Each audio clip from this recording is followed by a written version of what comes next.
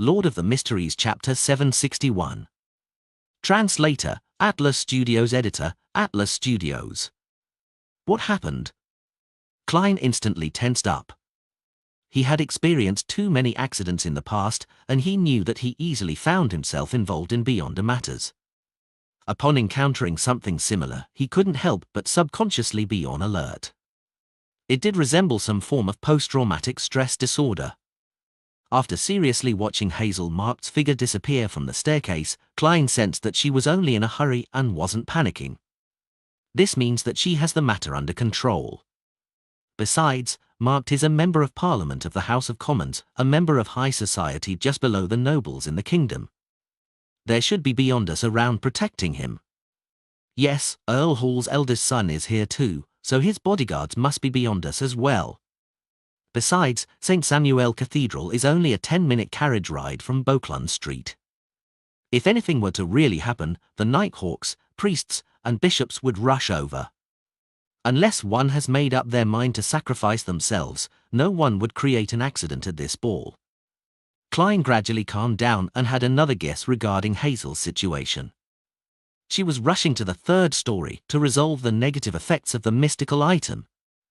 Updated from no/v/e/pound.in.co/m. The question Klein had asked a Rhodes previously was where he could obtain a mystical item which could steal the beyonder powers of others, and one of the answers he received was Hazel Markt. Thinking back to their dance, Hazel's image rapidly reconstructed in Klein's mind with her different accessories as his focus. Hair ornaments, earrings, necklace, brooch, fishnet gloves. Which one could it be? Klein retracted his gaze and found himself thirsty. Hence, he picked up a cup of water and downed it. Just as he put down the cup, he saw his etiquette teacher, Joanna Heisen, approach him with a plate. This lady was dressed in a red dress, but she didn't look tawdry. She smiled at Dwayne Dantes and said, "I noticed that you don't enjoy drinking alcohol." "I've once missed an important matter as a result of drinking." Klein randomly fleshed up Dwayne Dantes' character as an experienced person with depth. Of course, he knew how to restrain himself. He didn't use his faceless powers to remove a finger to prove how determined he was when making that former oath. When Joanna heard that, she smiled in thought. "Your past is filled with mystery.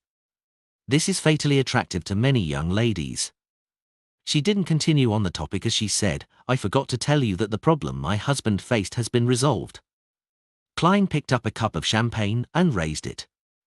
He then said with a smile, "This is something to be happy about. Congratulations." He didn't mention anything about him helping in secret. Joanna gave him a deep, penetrating look as she raised the cup of red wine in her hand. "Cheers." After clinking cups and taking a sip, Klein politely excused himself, put down his cup, and headed for the washroom. This wasn't because he wanted to head above the grey fog, but was solely due to the negative effects of death knell. He had drunk too much water and needed to relieve himself. When he walked out of the washroom, Klein looked up at the staircase that led from the second story to the third story. He found Hazel Markt walking down with unhurried footsteps. She wore an unperturbed expression. Indeed, it wasn't a huge problem. It's likely a result of the negative side effects of the mystical item she possesses. I wonder what it is. Klein heaved a sigh of relief as he casually swept the dance floor. During the interlude between two songs, he walked over to a lady and invited her to a dance. With Dwayne Dantes' appearance and bearing, his invitation was undoubtedly accepted. With him dancing, eating, chatting, and eating again, the ball slowly came to an end as the guests bade farewell one after another. Having completed his mission of exchanging name cards, Klein did the same. However, he wasn't the first or last person to leave. The hall soon turned silent as Mariana monitored the servants while they cleaned up the area. Meanwhile, she beckoned for her daughter, Hazel Markt. "Mr. Dwayne Dantes' performance was better than I imagined. Many ladies had even asked me about him in private," Mariana said in a veiled manner. "Hazel, what's your impression of him when you were dancing and chatting with him? You're a lot more mature than girls your age. I believe in your taste and judgment." She knew her daughter very well, and she had deliberately added the last sentence, otherwise, Hazel was unlikely to be interested in giving a detailed answer. Hazel wasn't that arrogant when facing her mother. She said after some thought, "He's not very familiar with this circle, and he easily mentions topics that can be offensive, but he's very knowledgeable." Very knowledgeable. Rihanna was slightly surprised as she repeated her daughter's words. With her understanding of Hazel, this was a rather good compliment. She couldn't help but be worried that her daughter had taken a liking to Dwayne Dantes. Hazel thinks little of the eligible bachelors around her because they are too young, inexperienced, and incapable. Dwayne Dantes happens to be the kind of man that girls who mature early like. Rihanna suddenly felt a little regret inviting the gentleman to the ball. She knew that with Hazel's personality, she might very well elope if she were to suffer any objection to her newfound love.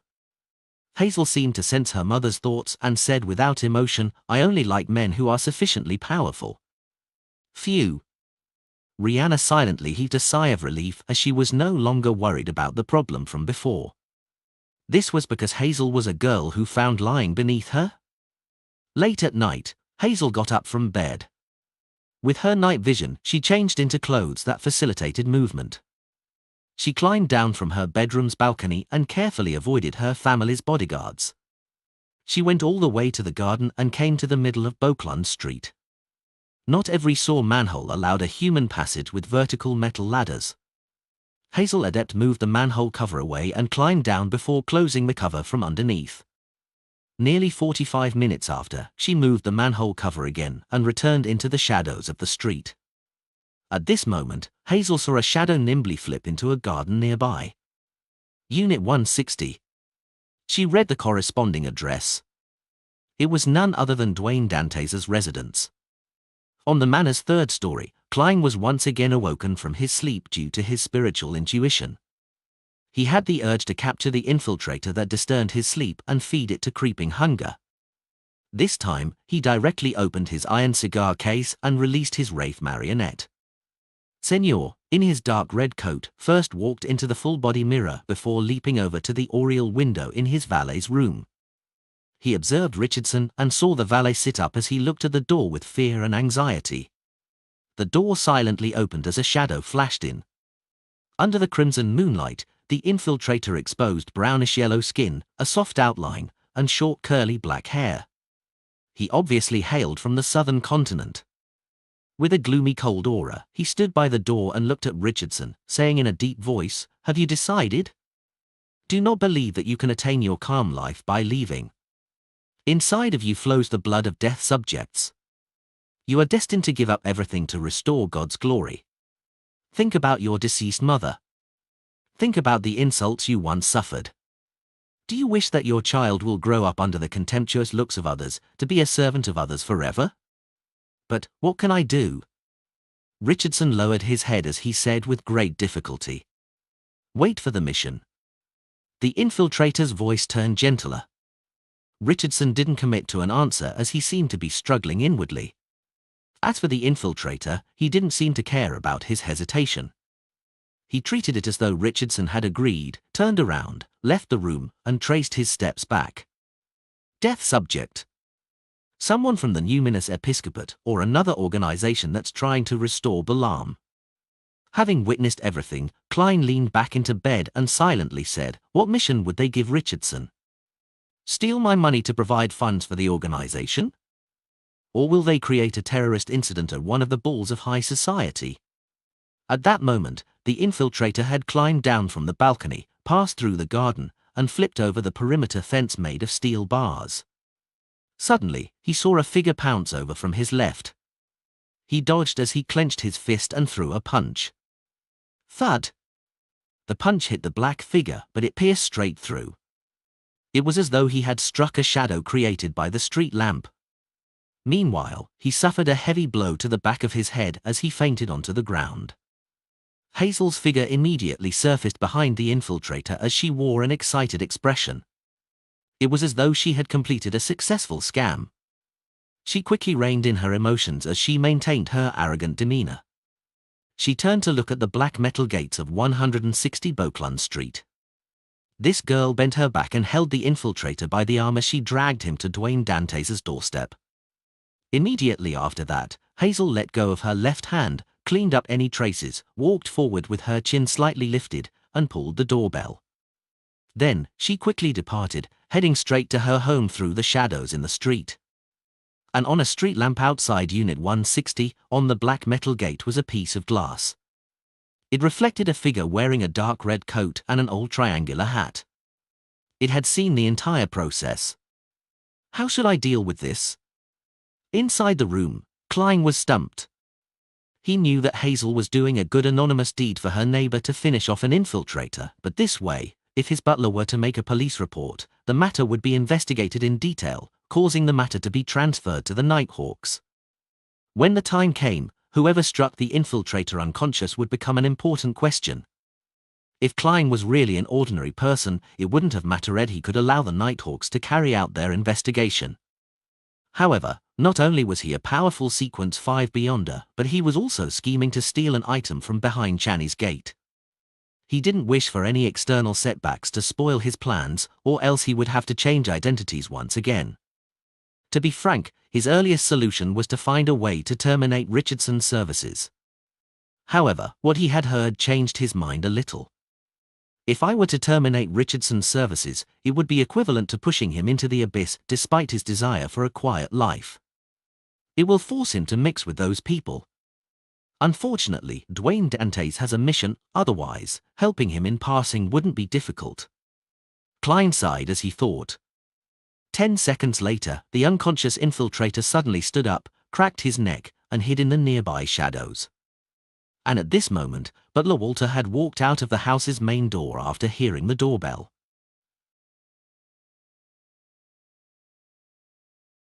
Lord of the Mysteries Chapter 762. Translator, Atlas Studios. Editor, Atlas Studios. At the gates, Walter used the light from the street lamps and discovered no one was outside through the gaps. The street was silent. For an instant, Walter suspected if he had heard wrong and that the doorbell hadn't rung. He composed himself, and he quickly walked to the servant quarters at the back of the compound. He woke up a few servants and got them to carry double-barreled hunting rifles to begin patrolling the main building so as to prevent any bandits or burglars from infiltrating.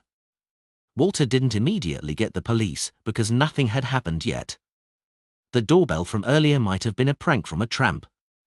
Meanwhile, under the nearby sewers, the infiltrator was holding onto the metal handles as he slowly headed down into the unlit area.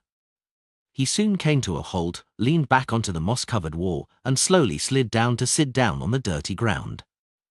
His eyes closed again as though he was still in an unconscious state. In front of him, a middle-aged man wearing a dark red coat and an old triangular hat instantly appeared. He was none other than Klein's marionette, Wraith Senor. Senor bent down, rummaged through the infiltrator's pockets and found 7 soli and 11 pence, as well as tiny cloth bags containing different kinds of powders. Inside the room, Klein remotely controlled his marionette from dozens of meters away. As he identified the powder, he discovered that his theories were correct. They were all herbal powder in the death domain. And a portion of them could be used for spirit channeling. He was very likely to be a Beyonder from the corpse collector pathway that hailed from Balaam. Even if he hadn't reached Sequence 7 spirit medium, it was very normal for him to prepare the corresponding herbal powders, essential oils, and extract. After all, these materials weren't only used for spirit channeling. Immediately, Klein controlled Senor to set up a ritual to pray to the fool. Then, he went above the grey fog to respond, allowing Senor to complete what followed. After doing all of this, he returned to the real world and continued controlling Senor, allowing him to channel the spirit. Passing through a storm of glimmers, Klein saw the infiltrator's spirit. He appeared listless, blurry, and translucent. "What's your name? What faction do you belong to?" Senor asked with a deep voice. The infiltrator answered blankly, Godot pose. "I belong to the Black Skeleton Gang." Black Skeleton Gang. I believe it's a gang that's active around the border of East Borough and the dock area close to the Backlund Bridge area. It's mainly filled with people of Balaam heritage. Although they aren't as barbaric and boorish as the Smanga gang, they aren't strangers to violence. As Klein recalled the intelligence he had previously gathered, he made Senor continue asking, "What do you mainly do? Why are you looking for Richardson?" Godot Pose answered in a muddled state, "We are fighting for God. We were originally members of the Balaam Nation Re-Establishment Society. We established the Black Skeleton Gang to grasp various intel and obtain funds. Apart from that, we also have another mission. It is to seek out any items related to death and send it back to the southern continent. This time, we obtain verified information that in Earl Wolf's collection is a mask taken out from the Eggers family mausoleum. This family is a descendant of God. For this mask, we need to send someone to infiltrate Earl Wolf's household as a servant or infiltrate during one of the balls and banquets he hosts. And Richardson is an excellent choice. He has no history with any of the other organizations, and he's an experienced servant.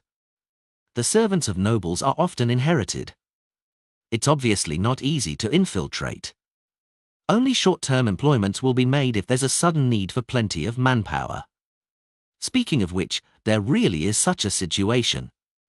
At the ball today, a few ladies had mentioned that some nobles who are financially tight will sell lots of their lands and manors, and also dismiss nearly all their servants, leaving fewer than 10 to serve them, so as to barely maintain a decent lifestyle. When there are large-scale balls or banquets that require manpower, they would spend money to hire a bunch of temporary workers from the Family Servant Assistance Association to keep up a front. Also, Earl Wolf actually has a mask from the descendants of Death's family. I recall Mr. Azik's last name to be Eggers. Unfortunately, I don't wish to be disturbed by any accidents at the moment, otherwise, I might have come up with a way to help Mr. Azik obtain that mask. Klein mumbled silently and made Senor continue asking, "How do you know Richardson? Get latest novel chapters on November, elbj/n.c/om. Godot Poe said blankly, "We got to know each other at a manor in East Balaam. Back then, we were both slaves. Among the slaves, there are people who secretly spread the faith of death.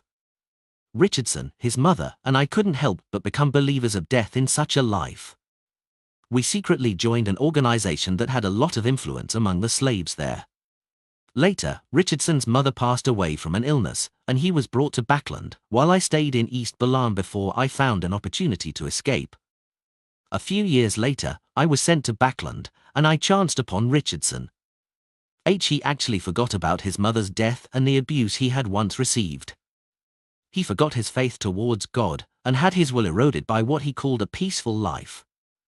To avoid me, he deliberately made mistakes and kept switching employers, but how could he have guessed that his former companion is no longer an ordinary human?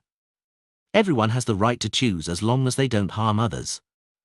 However, Richardson and I are two different kinds of people." In the room, Klein closed his eyes and made Senor ask in a deep voice, "What's the organization that is very influential among the slaves?" Godot Pose hesitated for a moment and said, "The Eternal Life Society.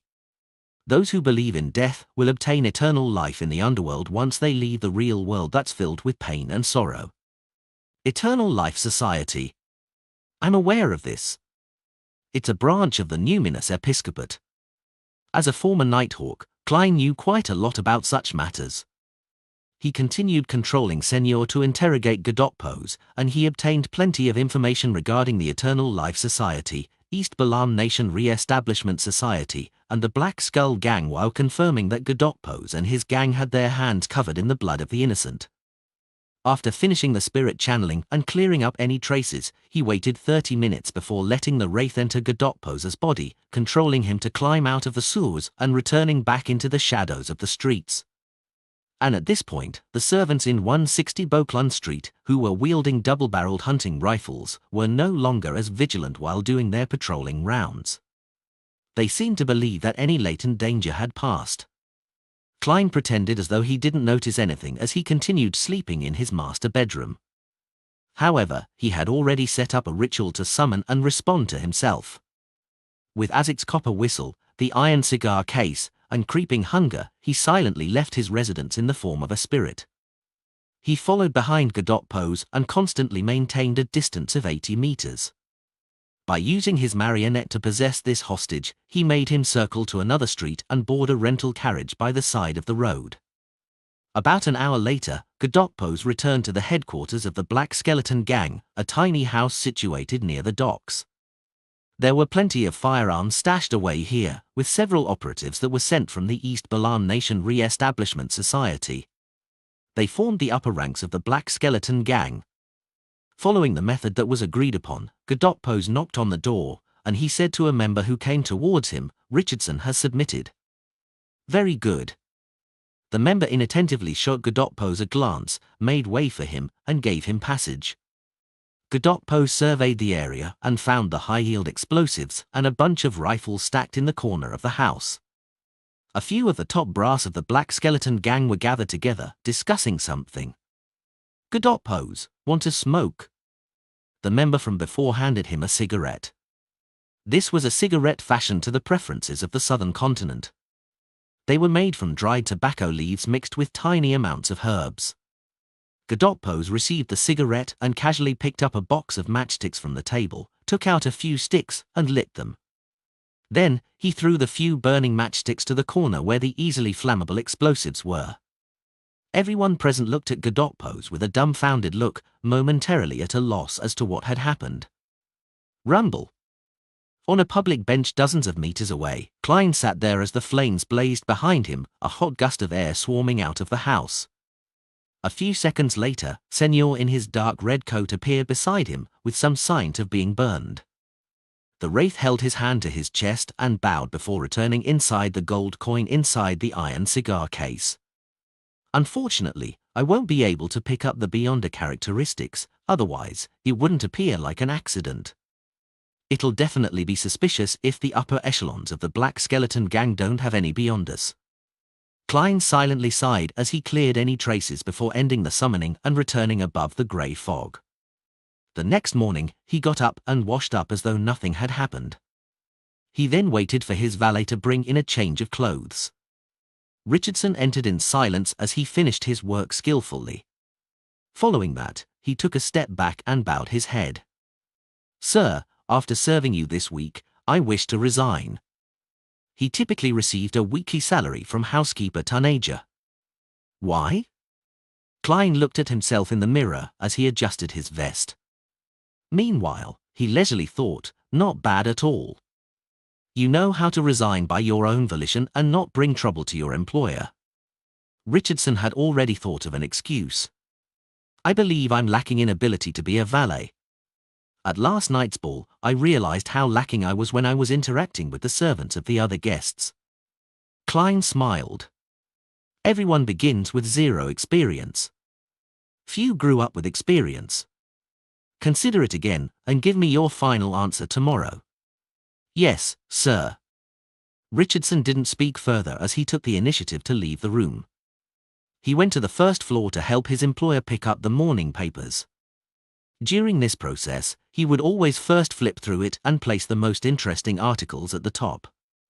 While flipping through, his gaze froze as he focused on an article. An explosion happened at 79 Diram Street in the Backlund Bridge area. It's suspected to be related to the Black Skeleton Gang. According to the police, all the upper echelons of the Black Skeleton Gang died in this accident, including Lima, Morera, Godotpos. This...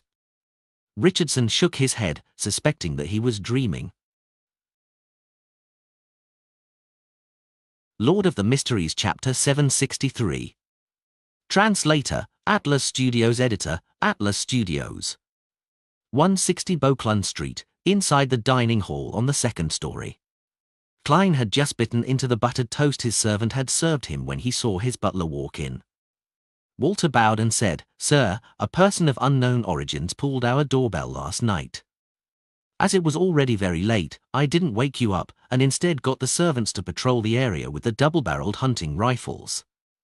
If you so permit it, I'll visit the nearby police station to get them to reinforce the patrols on this street at night.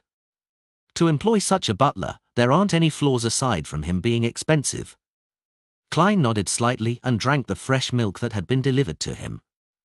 "Very good. 39 Beauclun Street, Member of Parliament Markt's house." Hazel entered the activity room on the second floor and saw her mother, Rihanna, chatting with the housekeeper. What happened? She pushed a lock of black-green hair to the back of her ear.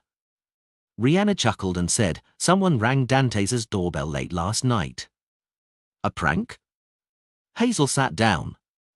"No one knows. Anyways, Dante's butler specially went to the police station this morning." Rihanna recounted what she had learned from her servant. Hazel nodded slightly and said, "It's best to have the police involved." "But it's useless. No one knows who pulled the doorbell. Apparently, there wasn't anyone there." Rihanna laughed while shaking her head. Hazel was taken aback as she blurted out, "There wasn't anyone there." "That's right.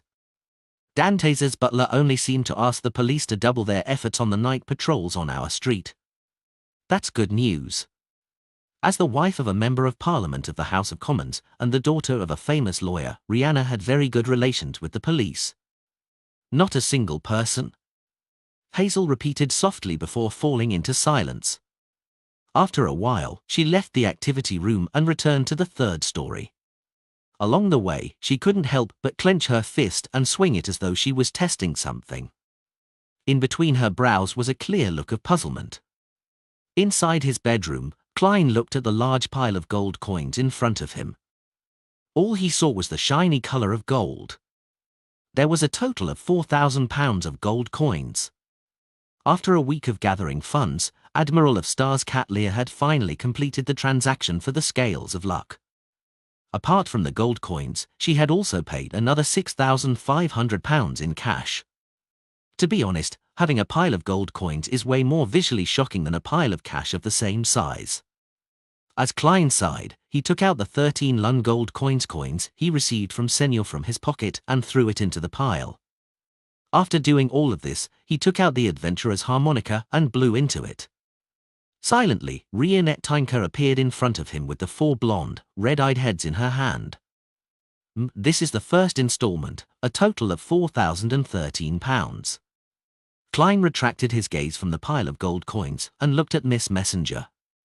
He was actually quite curious as to how Miss Messenger would move such a huge pile of gold coins. He remembered that she always used her teeth when collecting letters. "Very good. You still have 5,987. Rihanna Tinker's head said one after another. "There's no need to remind me." Klein forced a smile and said, "I'll try to gather the rest as soon as possible." Rihanna Tinker didn't speak further as one of the heads tried hard to open its mouth. Suddenly, the area before her turned dark and deep. All the gold coins were sucked up by vortex-like surging water. Find updated novels on no/v/elbin.co/m. In a few short seconds, the large pile of gold coins vanished. Rihanna Tinker's foreheads nodded at the same time before returning to the spirit world. "I still have £8,156 and 5 Lun gold coins. I can barely be considered a tycoon. I could actually afford any investment opportunities if they appear, and it won't just be me raising the price and mentioning it in passing. This way, I won't be suspected to be a cheat for the time being. Be a little optimistic. Perhaps the investment opportunity might allow me to earn back the money I spent. It's always fast to make money work for you." Klein silently exhaled as he cast his gaze out the window, forcing himself to enjoy the thinly fogged streets. At night time in the East Borough, the surrounding area was pitch black due to the few street lamps available, along with many of them being damaged. It was as though there were countless monsters and criminals lurking within. Zio DeRicho wore a hooded cloak, turned into a small alley, and came outside to what seemed like a dilapidated house. This was the new gathering in East Borough she had previously mentioned to Force. Zio wasn't in a rush to knock on the door with the agreed-upon signal. She first looked down to check her attire. Unlike how she usually dressed, she wore a pair of long boots. They didn't look odd, but Zio knew very well that the soles were very thick. She had stuffed plenty of things inside, allowing a person to magically appear taller. And this effectively hid Zio's greatest characteristic: Feeling assured by the presence of her triangular blade, Zio pulled her hood up and knocked on the door with the signal. Soon, she was led into an activity room inside as she randomly found a spot to sit down. After the participants had mostly arrived, the host of the gathering finally walked in. He was of medium build, with a height of about 1.75 m. He wore a black classical robe, a pointed mage hat, with a brass mask on his face. He gave off an ancient and mysterious vibe. Rather dark skin, but it's not exactly brown. He resembles someone from Fainapotter or Desi Bay. But I can't be sure. It might be a tan. He has raven black curly hair. This does match my first guess. Zio sized him up as a sheriff. The man in the brass mask looked around the room before laughing deeply. You can call me Mr. X. Mr. X? Zio couldn't help but twitch the corners of her mouth. After becoming an Outer Circle member of MI9, she had learned quite a bit of the situations regarding the secret organizations, and that included the Aurora Order. Therefore, she knew very well that the oracles of the Aurora Order used alphabets as their code names, and they enjoyed addressing themselves as Mr. Orm. And from her point of view, to address themselves in front of others in such a manner was obvious exposure of their identity and background. After all, the members who participated in these gatherings were mostly beyond us who were lacking in knowledge. Isn't he afraid that others would report him? It's no wonder the gentleman from MI9 said that the Aurora Order is filled with lunatics, that there's no way to understand their actions with the logic of the average person. Ever since Mr. A vanished, there have been a few gatherings in Backland that had impersonators, or gatherings that were hosted by his associates for their own benefit. The hosts were quickly reported and ended up being arrested. It's not necessarily the case that Mr. X is from the Aurora Order. Perhaps he's just like the others. Zio retracted her observing gaze and silently watched the gathering continue. She seldom reported matters because she had experience as an unaffiliated Beyonder. She knew it wasn't easy to survive in this world with such identities. So long as there wasn't any accidents, she wouldn't provide such intel to MI9. If it's confirmed that he's an oracle of the Aurora Order, I'll report him. These people are all lunatics. They will bring about extreme danger. As Zio thought over the matter, she watched the others exchange information and complete trades. She didn't participate much in it, firstly because there wasn't any information or item of interest, and secondly, she was saving up for her interrogator potion. After the end of the gathering, she returned to her residence at Sherwood Borough. Zio saw Force wearing a face mask that was said to be able to moisturize faces as she lay there leisurely reading. How was it? How was that gathering? Force asked, pretending as though she wasn't interested. Zio threw her cloak to the side and said, there were quite a number of participants, and there were quite a number of items as well, but they were mostly for low sequence beyond us. No one will offer anything good at the first gathering, Force said as she lowered the novel in her hands. Yeah. Zio nodded and said, the organizer of the gathering calls himself Mr. X, but no one knows if he's related to Mr. A. Mr. X? A suspected Aurora Order oracle. Could he be Louis Veen? Force's attention was caught as she languidly leaned back and asked, what does he look like? He wore a mask. Zio rolled her eyes at her. Do you think I have the ability to see through an obstacle? No. I mean his build. Force had seen Louis Veen's full figure thanks to her teacher, Dorian Gray, and knew his characteristics. As a sheriff, Zio easily restored Mr. X's appearance and asked out of puzzlement, regardless if he's related to Mr. A or not, isn't he worried that he'll be reported for having such a name? After Force heard Zio's description and saw the portrait she made with her sheriff powers, she was delighted. There was a high chance that Mr. X was the traitor of the Abraham family, Louis Veen. He's not afraid of being reported because he's a traveler. He can calmly escape no matter what happens. If the official organizations were to use their experience like how they dealt with Mr. A, there's really no way they can restrain him. Force silently mumbled. She stopped talking about the topic and switched to something else.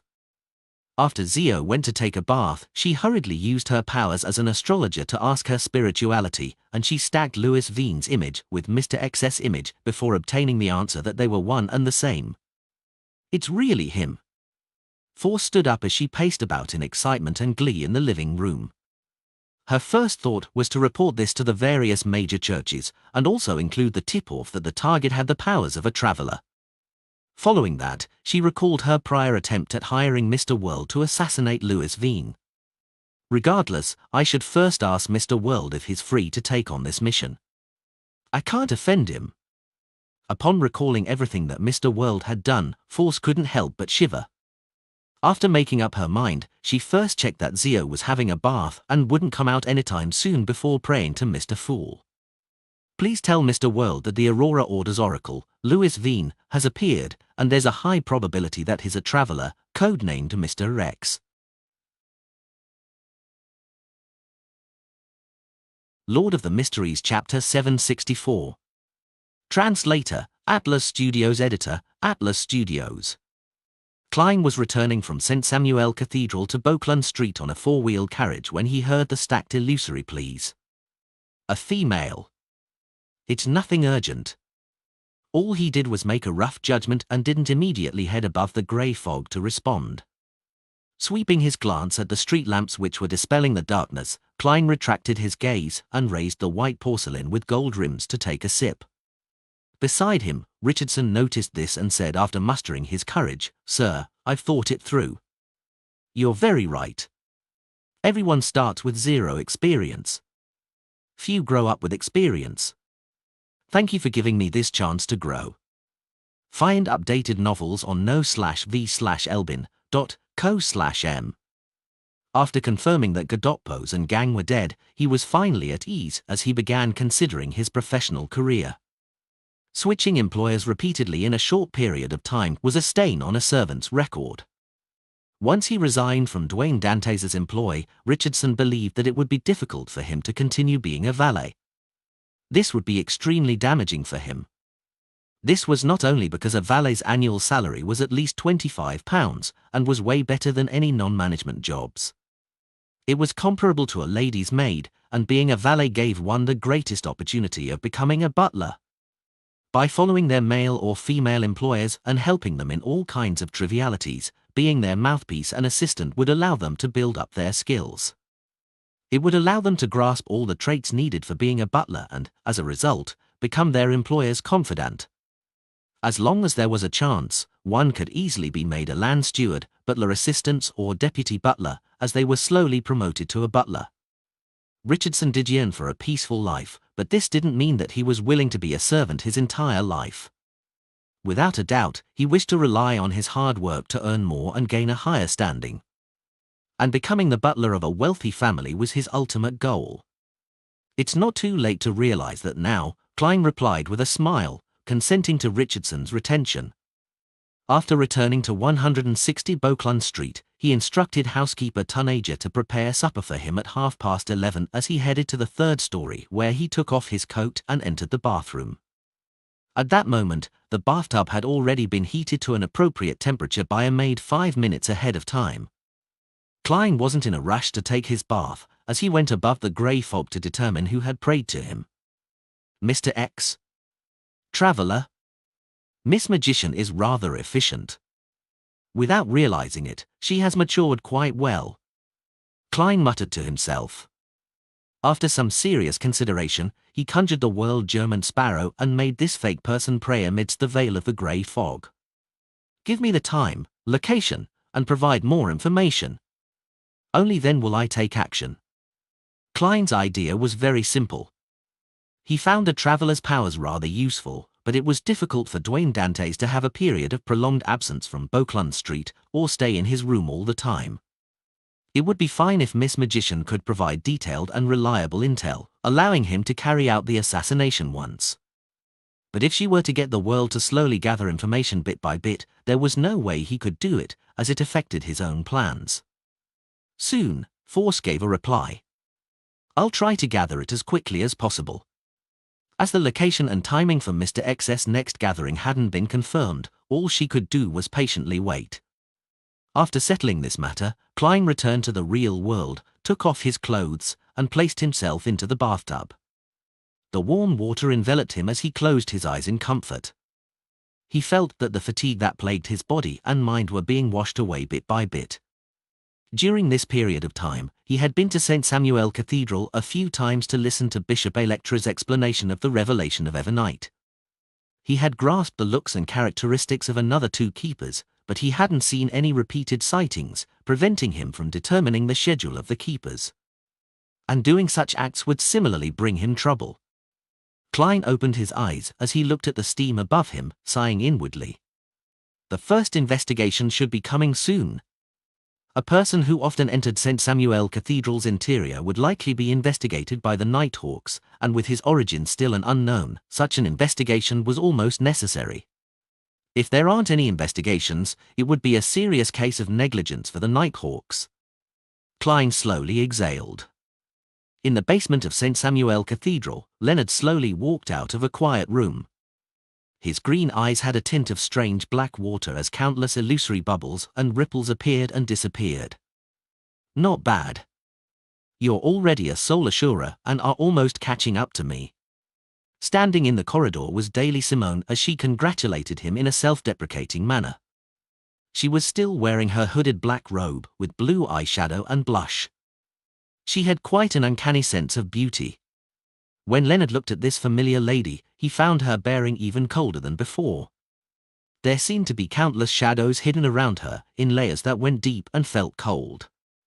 Clearly, I'm still very far from you. With your condition, you should be able to advance to gatekeeper, right? Leonard didn't act too casual in front of Daly, speaking rather formally. This was because if he attempted to make any jokes, the one who would eventually be left blushing in embarrassment would definitely be him instead of the lady. Gatekeeper was sequence 5 of the death pathway. I was ready 2 months ago, Daly said without concealing anything, her expression slightly warped. Leonard roughly understood what she meant as he nodded slightly. You haven't contributed enough? Daly curled her lips immediately. That's right. It's like I'm already in bed with everything in place, only to realize that there aren't any condoms at home. Worst of all, it's late at night, and most of the stores around the neighborhood have closed for the day. What an amazing analogy. Leonard didn't think it was right of him to respond as he said with a smile, you can choose to handle certain cases. Without giving Daly a chance to speak, he pointed at the other end of the corridor. Captain Soest is still waiting for me to report on my advancement. Daly didn't say a word as she watched him leave. By the time his back disappeared around the corner, this lady's expression seemed to turn adrift as she muttered softly, Captain Soest. In the room where Leonard's Red Gloves team was temporarily stationed in, Soest, who had just become a spirit warlock, saw his desultory subordinate walk in as he casually threw a dossier over. Very good. You've already advanced. I'll congratulate you later. First, investigate this target's dream. It was already late at night, but for the Nighthawks who were mainly staffed with sleepless, it was no different from day. They even felt stronger at night. Isn't this something the local Nighthawks do? Leonard received the dossier and asked in passing. They've recently been swamped with cases and are lacking in manpower. They've requested our help, Soest explained without much care. Leonard didn't ask further as he looked down and flipped through the dossier. The first thing that he caught sight of was a photograph, and the middle-aged gentleman on it had given him a deep impression. Dwayne Dantes. Leonard's pupils instantly constricted. He knew this man, aware that this person was an undying monster who had survived since the 4th epoch. He was at least a saint or even stronger. Furthermore, he knows my secret and old man's identity. Leonard instinctively raised his hand to rub his temples. Captain Soest, I just advanced, and my spirituality is a little out of control. Is that so? Only then did Soest realize that he might have made a mistake. He hurriedly turned to look at another red glove and said, Albert, you do it. Albert was a man in his 30s. His hair was slightly blonde, and his skin was pale. He didn't look too healthy. Leonard heaved a sigh of relief as he handed the dossier over to him. At this moment, his heart suddenly skipped a beat. Would Albert suffer any negative effects if he were to enter the undying monster's dream? At that moment, he felt a little regretful. He believed that he should have done it himself. At the very least, he knew the level of danger and had faced him before. It wouldn't result in him provoking him. Dwayne Dantes likely won't do anything to Albert. If he has any excessive reaction and causes anything abnormal to happen to Albert, he would immediately expose his problems to us. And with our church's strength and backline situation, there's no way he can leave this city alive. Leonard quickly calmed down, believing that Dwayne Dantes would use a milder manner to avoid the dream investigation. He pulled over a chair and sat beside Albert. Although he appeared like he was reading the papers without much thought, he was constantly watching him to prevent any accidents from happening. 160 Beauclun Street, inside the master bedroom. Klein suddenly woke up in his dream, aware that someone had come. The investigation of the Night Hawks? As he mumbled, he surveyed the area and found himself in the half-open room. Following that, he heard knocks on the door. "Come on in." Klein tried hard to make his voice sound like a dreamy murmur. The doorknob twisted as the door opened. A thinly built blond man dressed in a black trench coat walked in. He was none other than the Red Glove, Albert. "I'm a superintendent from the Backlund Police Department." Albert casually showed proof of his identity and sat opposite Klein. "How may I help you, officer?" Klein got into character. He knew that due to the influence of a nightmare, he needed to appear normal. Albert conjured a stack of papers and began reading them softly. Dwayne Dantes' mail. "Hails from Dessie County." He repeated all the intelligence that had been gathered and asked, "Is this set of information legitimate?" "Partially, but some of them are fake," Klein replied honestly. "The only partial truths are probably male and single." Meanwhile, he was making self-deprecating comments. Albert was pleased that he had made progress so quickly as he asked with a deadpan expression, "Which of these are fake?" Klein was already prepared for that as he pretended to recall. "Most of my wealth doesn't come from mining, but from adventuring in the southern continent." He fabricated a story from Anderson's description of West Balam about how a commoner earned his wealth by relying on his eloquence, intel, experience, and guts in an area that conflict often happened between Lun and Intis. This story wasn't considered very detailed, and it was mainly an outline. The main goal was to make the Nighthawks believe that Dwayne Dantes wasn't a Beyonder, but just an ordinary person with a sense of adventure and risk. Such stories of people getting rich were common in Lun. Lord of the Mysteries Chapter 765. Translator, Atlas Studios. Editor, Atlas Studios. After Klein was done, Albert asked a few targeted questions according to his recount, to ensure that the details matched up. Without a doubt, he obtained a satisfactory answer. "Thank you for your cooperation. Have a great dream." Albert smiled as he got up and bowed. Then, he used his nightmare powers to influence Dwayne Dantes once again. It would make him have a vague recollection that he had such a dream when he woke up, but he wouldn't be able to recall the specifics. After doing all of this, he turned to head for the door, turned the doorknob, and left the dream. Indeed, the Nighthawks placed too much trust in nightmare powers. If I were to be the one leading this investigation, I would definitely design a series of questions that attack the matter from different angles ahead of time, and then do cross-referencing to find any loopholes. Heck, the best method is to enlist Miss Justice's help in creating a set of professional psychological questionnaires and get the target to finish it in the dream. If he were faking something, the psychological state and the image he wishes to project would definitely show contradictions from different evaluations. This is unless he's also a psychological expert and can spot the true goals of each set of questions. Klein leaned back into the sofa and cast his gaze out the window. In the darkness, the street lamp's glow appeared dim and pale, illuminating the surroundings in a gloomy silence. Klein silently observed for a few seconds before he curled his lips and gave a self-deprecating smile. And in the basement of St. Samuel Cathedral, Leonard first heaved a sigh of relief after he saw Albert wake up normally and heard his report. He felt even more fearful of the undying monster from the Fourth Epoch. City of Silver. Lightning streaked across the sky, illuminating every street. Derek Berg walked out of his house with the axe of Hurricane in his possession as he headed for the Twin Towers that was north of the city. Along the way, he met several residents of the City of Silver. They were either busy, sending their children for general education lessons, or patrolling every corner in groups. It was to prevent anyone from turning into an evil spirit after dying from an accident at home and being without a relative to end their lives. The existence of these people made the City of Silver appear lively, and from time to time, Derek could hear the laughter and cheers from little children. He couldn't help but recall the days in Afternoon Town. The number of humans he met every day had numbered about 20, and most of the time, they needed to stay in a garrison building. Outside were monsters that lurked in houses under the cloak of darkness.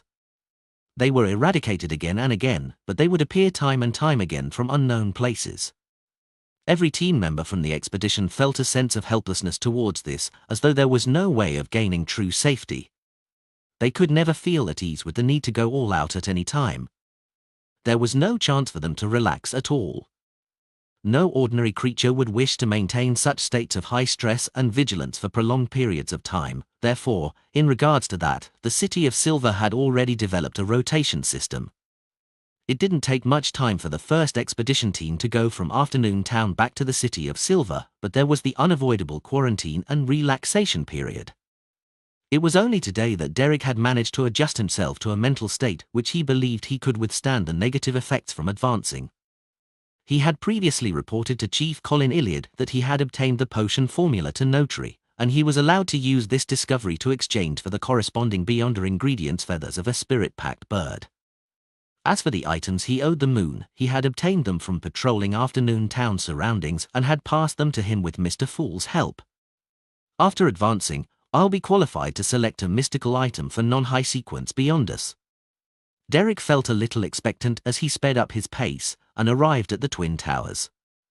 Although the material warehouse and the mystical items were all in the spire where they were watched by the 6-member council, Derek's goal was the steeple, because that was where he could exchange his contribution points for items.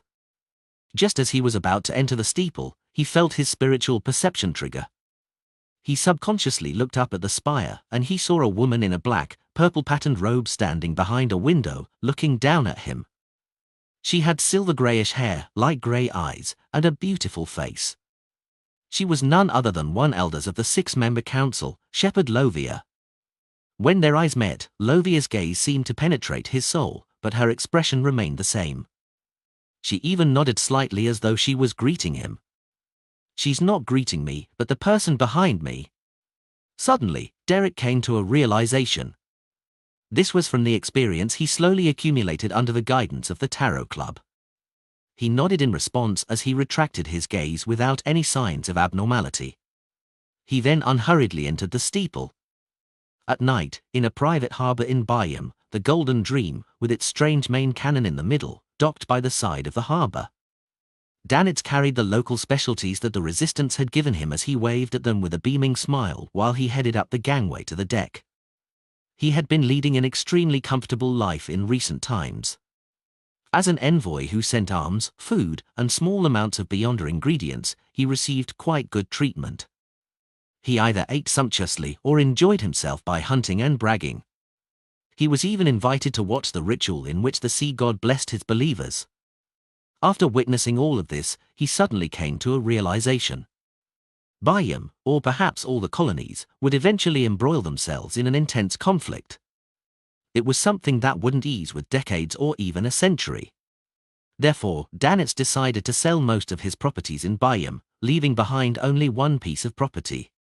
He then found a chance to buy properties in the Inti's capital, Trier, and the Lund capital, Backlund, as well as extremely idyllic and peaceful villages. I can also take the opportunity to return to Elama Town and visit the old man and mom. Yes, I can buy one less house and get them a vineyard. Danitz waved passionately at the Resistance once again. He then puffed up his chest and said smugly to Flowery Bow-Tie Jodson, "Where's Captain? I need to report to her on the recent developments." Jodson t-scared in contempt. "She's obviously in the captain's cabin." Meanwhile, he lampooned inwardly, this fellow is becoming more and more arrogant after establishing ties with German Sparrow. However, that crazy adventurer is really terrifying. He actually managed to hunt Admiral of Blood. Heh! Danid scoffed as he walked with a provocative gait and entered the cabin where he met Vice Admiral Iceberg Edwina Edwards. He instantly stopped his provocative look as he smiled. "Captain, I've completed the mission." "Details?" Edwina put down the book in her hand as she asked. Danitz was already prepared as he gave a detailed description of what had happened recently while exaggerating his importance. When he was done, he said, "Captain, I met German Sparrow, and he got me to ask you if there have been any abnormalities with Elvish Songster Syatas's corpse and their golden wine cup." Edwina didn't answer him directly as she walked to a corner in the captain's cabin. Sitting there was a black wooden chest. The Golden Dream was setting sail for Sonia Island, so Syatas's and Mobot's remains remained on the ship. They were stored by Edwina in a specially prepared chest. Bending one knee in genuflection, Edwina opened the wooden chest, allowing the interlocked remains to see the light of day. Updated from no/v/e/pound.in.co/m. The mostly squashed golden wine cup was held silently in a bony palm without any abnormal signs. "There's nothing abnormal," Edwina gave the conclusion. Danid shot a glance and memorized the answer, preparing to report this to the mighty fool once there wasn't anyone around, so that he could forward the message to the lunatic, German Sparrow. "Nothing abnormal?" Above the grey fog, Klein frowned slightly, feeling a mixture of puzzlement and ease. According to his theory, there was a high chance that there was a problem with the golden cup. To have nothing abnormal happen to it had exceeded his expectations, however, he also liked the answer. This was because he didn't wish for Syatas's and Mobot's eternal slumber to be disturbed. Perhaps it needs other additional catalysts. Heh, let's hope that never happens. Klein muttered to himself before casting his gaze onto the junk pile where Grozel's travels was. As he temporarily didn't have any intention of entering the sea of collective subconscious, along with his recent focus being on the Antigonus family's notebook, he had delayed his plans of searching the book world a second time. Phew. Klein exhaled, retracted his gaze, and prepared for this week's tarot gathering. 3 in the afternoon, Backland time. Dark red beams of light shot up along the two sides of the long mottled table, materializing into different blurry figures. As usual, Audrey was in a good mood, or perhaps in a better mood than usual. This was because her brother, Hibbert Hall, had sent a telegram informing her that the purchase of the Backland Bike Company's 10% shares was completed for a total of £12,000. Furthermore, she didn't need to rush back to Backland to sign any documents. Before Hibbert set off, she had signed a letter of authorization while under the witness of 2 lawyers. All she needed to do now was wait for everything to be over before signing a letter of confirmation for her brother. Audrey curled up the corners of her lips as she stood up and said to the figure sitting at the end of the bronze table who was concealed by grey fog. "Good afternoon, Mr. Fool Tilda. May Mr. Fool bless me. I hope there will be clues to the fruit of an illusory chime tree today." Immediately after that, she began praying in silence. After exchanging greetings and taking their seats, Katlear didn't let down Klein's expectations. Once again, she lowered her head without daring to look straight at him. "Mr. Fool, there are 3 pages of Emperor Rozel's diary this time. Has that Queen Mystic still not found the clues to why Emperor Rozel was assassinated? She's still providing diary pages through Hermit. What a pity, I've recently been in the fief, and I haven't had much contact with the psychology alchemists. I can't even obtain new diary pages. I'll head over to the Relic Search and Preservation Foundation after a few days to take a look. Perhaps they might have found something." Audrey listened in curiosity. The fool Klein chuckled. "Very good. You can consider your request. In fact, I know that Queen Mystic has already given you the question. I wonder what she's doing in Backland." Klein's mind started to wander. Soon, Katlear conjured the 3 diary pages and handed it to Mr. Fool. Lord of the Mysteries Chapter 766. Translator, Atlas Studios. Editor, Atlas Studios. Knowing that the diary pages specially selected by Queen Mystic contained rather important information, the fool Klein focused his attention and cast his eyes on the yellowish-brown goatskin in his hand. The 11th of September. Ever since I became an angel, I've had the feeling that I've had my identity disassociated. In my heart, in my soul, and in the depths of my mind, there's ultimately a voice urging me, influencing me, and creating an uncontrollable sense of coldness, bloodthirstiness, cruelty, and craziness. This doesn't stem from the external world or an influence from a god of the same pathway. I can clearly sense that it comes from one's genes, the collective subconsciousness of humanity from generation after generation.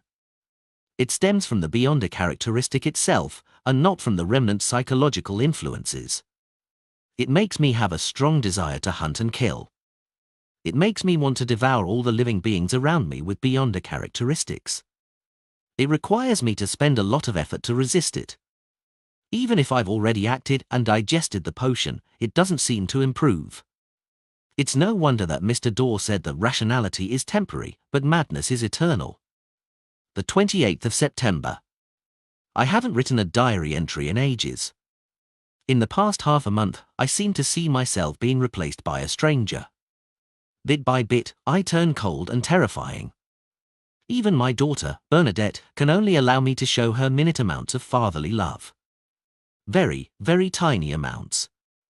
Just as I was about to go mad, I seemed to hear countless praises. They were from my subjects, people who had benefited from my reformations. They are the believers who view me as the son of steam.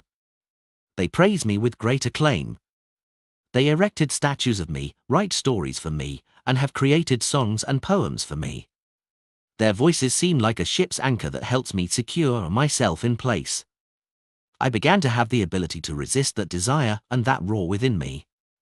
Bit by bit, I walked out of it as I once again possessed the normal feelings of a father, a husband, and a man. Just sequence 2 alone causes such changes. At sequence 0, at the level of a true god, how terrifying would it be to resist that madness? Perhaps they also need an anchor so as to resist the beyonder characteristics and the strong inclination to lose control, the urges buried deep in the collective subconscious. I probably understand why they establish churches and why they want to spread their faith, to write stories for their faction saints and leave legends for their corresponding angels. But why do they not have any anthropomorphic form other than symbols? I can't understand it. I'll try asking Mr. Dorr in the future. He seems to know a lot in regards to the domain of deities. If he had been released back then, there might very well be an additional deity today. The 29th of September. After rereading yesterday's diary entry, I recalled the corresponding rituals of my sequence 4, sequence 3, and sequence 2. They clearly had hints of madness and cruelty, akin to the kinds held by antagonists in novels. A sequence pathway might very well be a path destined to be crazy and filled with despair. And this is the only path for humans to obtain extraordinary strength. How laughable and ironic it is. Find updated novels on no/v/elbin.co/m. We strive to save ourselves, only to better destroy ourselves? The first page's content left Klein's heart heavy and repressed.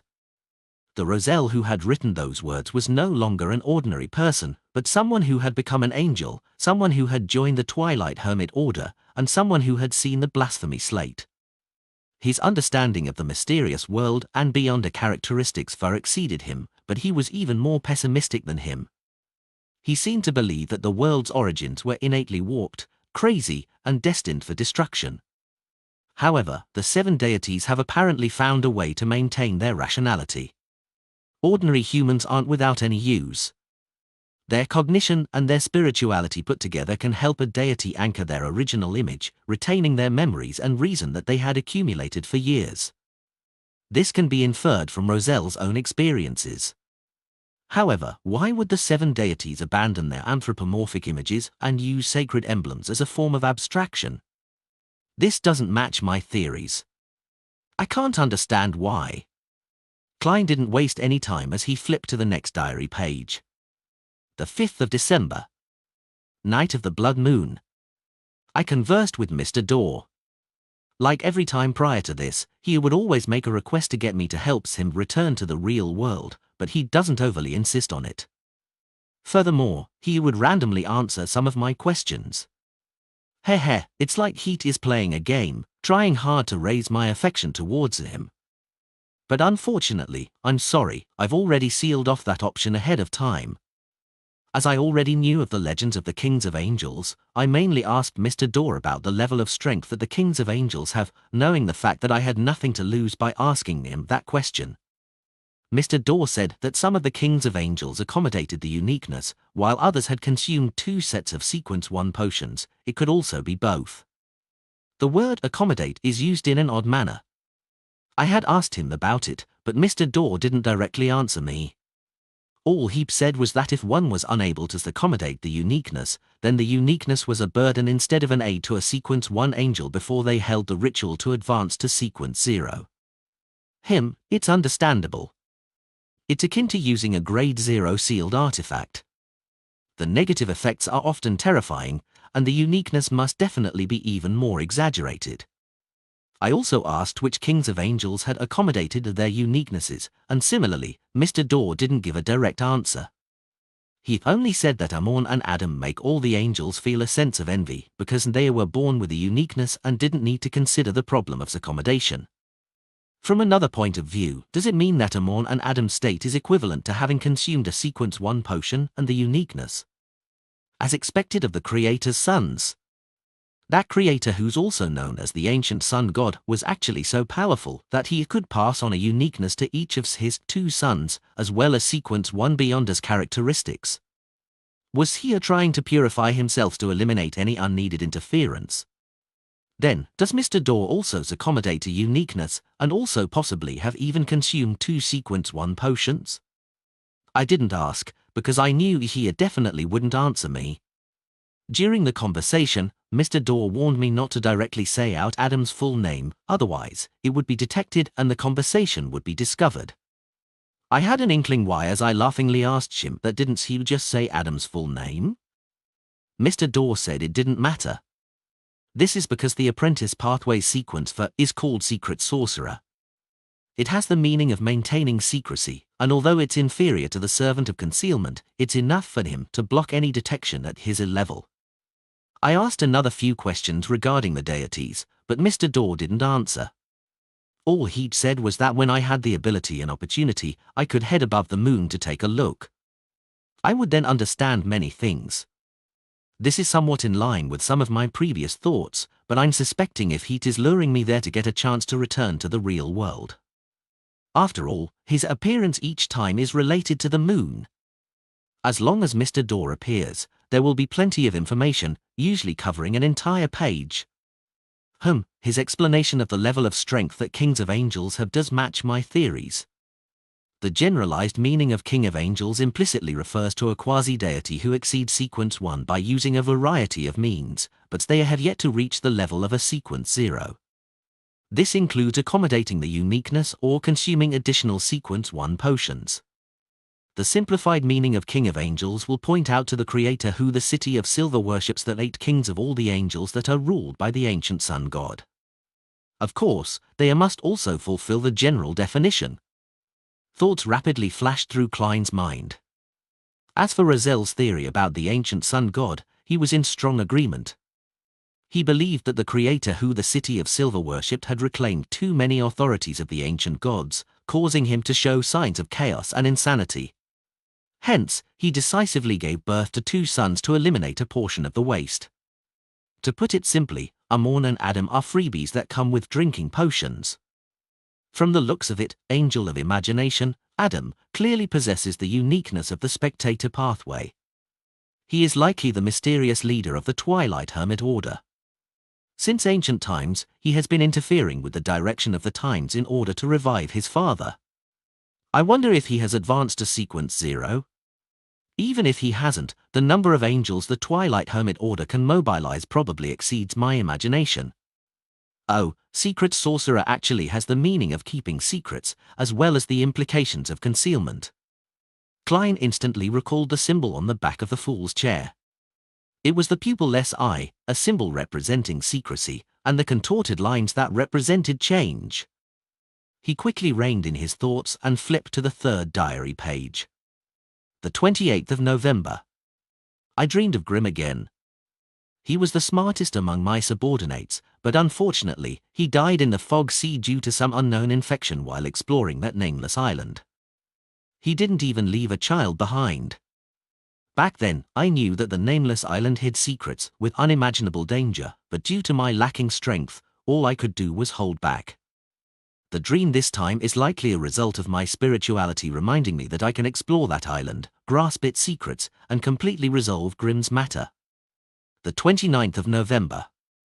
I summoned 3 subordinates, and with Benjamin Abraham's help and some searching, I finally found that nameless island again.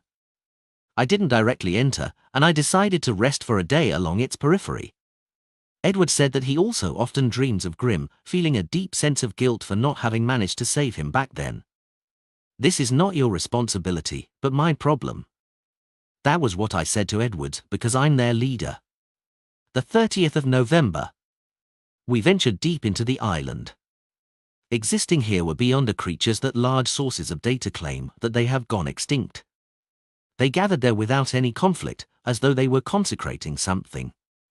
This bunch of beyonder creatures without any intelligence appeared to be holding some ritual. They were praying to an unknown deity. In the ritual, I saw Grimm.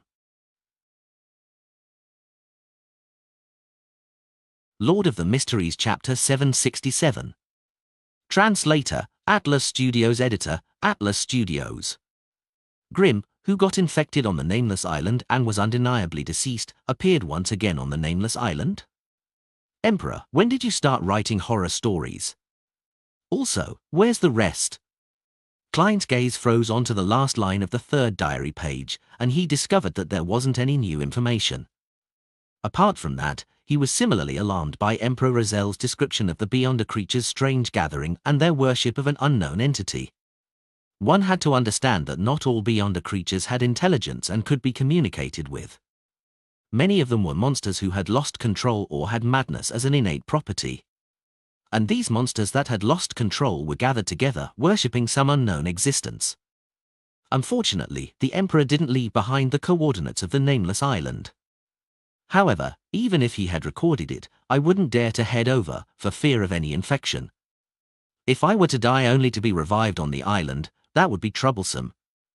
I'll need to be at least a sequence 4 or even a sequence 3 before I'll have what it takes to explore it. As Klein thought, he made the diary in his hand vanish. He then turned to look at Katlia and asked with a smile, "What's your request?" Katlia asked without even thinking, "Honorable Mr. Fool, I wish to know if Emperor Rozel once participated in a very secretive and very ancient organization." Very secretive and very ancient. Twilight Hermit Order? Emperor Rozel used to be a member of it. Audrey suddenly recalled Mr. Fool's previous mention of that organization.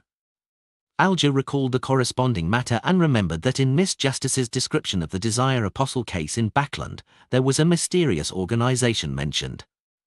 Back then, Mr. Fool had told the members not to say the organization's name in the outside world, because any mention of it will be known. Such an organization does match Emperor Rozel's status. Alger nodded inwardly. As for Klein, he thought of something else. Follow the latest novels on no/velbin.com. Queen Mystic's choice of diary pages are vague. She isn't able to accurately and precisely ask questions based on the content. It also means that she roughly knows that diary pages from certain periods are very important with key information within them, or she is able to discern Rozel's emotions from when it was written. As for Hermit's question, it didn't pose any problems for Klein. He smiled and said, "Yes." At the same time, he silently warned himself, in the future, I need to be careful that Queen Mystic's questions might be completely unrelated to the diary pages she hands over. Thankfully, I've read quite a number of Rozel's diary, and I have quite a good understanding of the Emperor. After saying that, he added and said with a smile, "It's your turn." He didn't directly mention the Twilight Hermit Order, wishing that he could answer another question based on this topic in the future. Katlia bowed and expressed her gratitude before looking at the magician. I wish to obtain clues regarding the direct descendants of the Abraham family.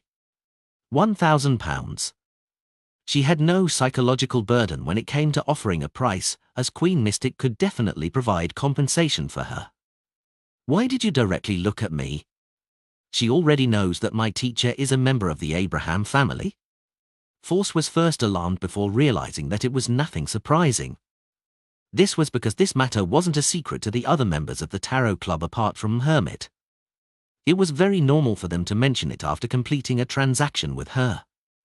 Although £1,000 was very attractive, Force didn't plan on selling information on her teacher. In all her life, there were only a handful of people who had been truly sincere to her, therefore, she cherished such relationships. After some deliberation, Force asked, "Why are you looking for them? If you can provide a reason, I can pass the message. As for any further developments, it will depend on them. I have no say on those matters." Indeed, she might appear ordinary, but she actually conceals many secrets. She's a lady who's cautious and meticulous. Katlia sighed inwardly as she said with a nod, "That's very reasonable.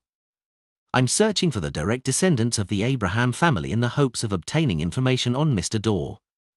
Pass this message to them and see if there's a chance for cooperating."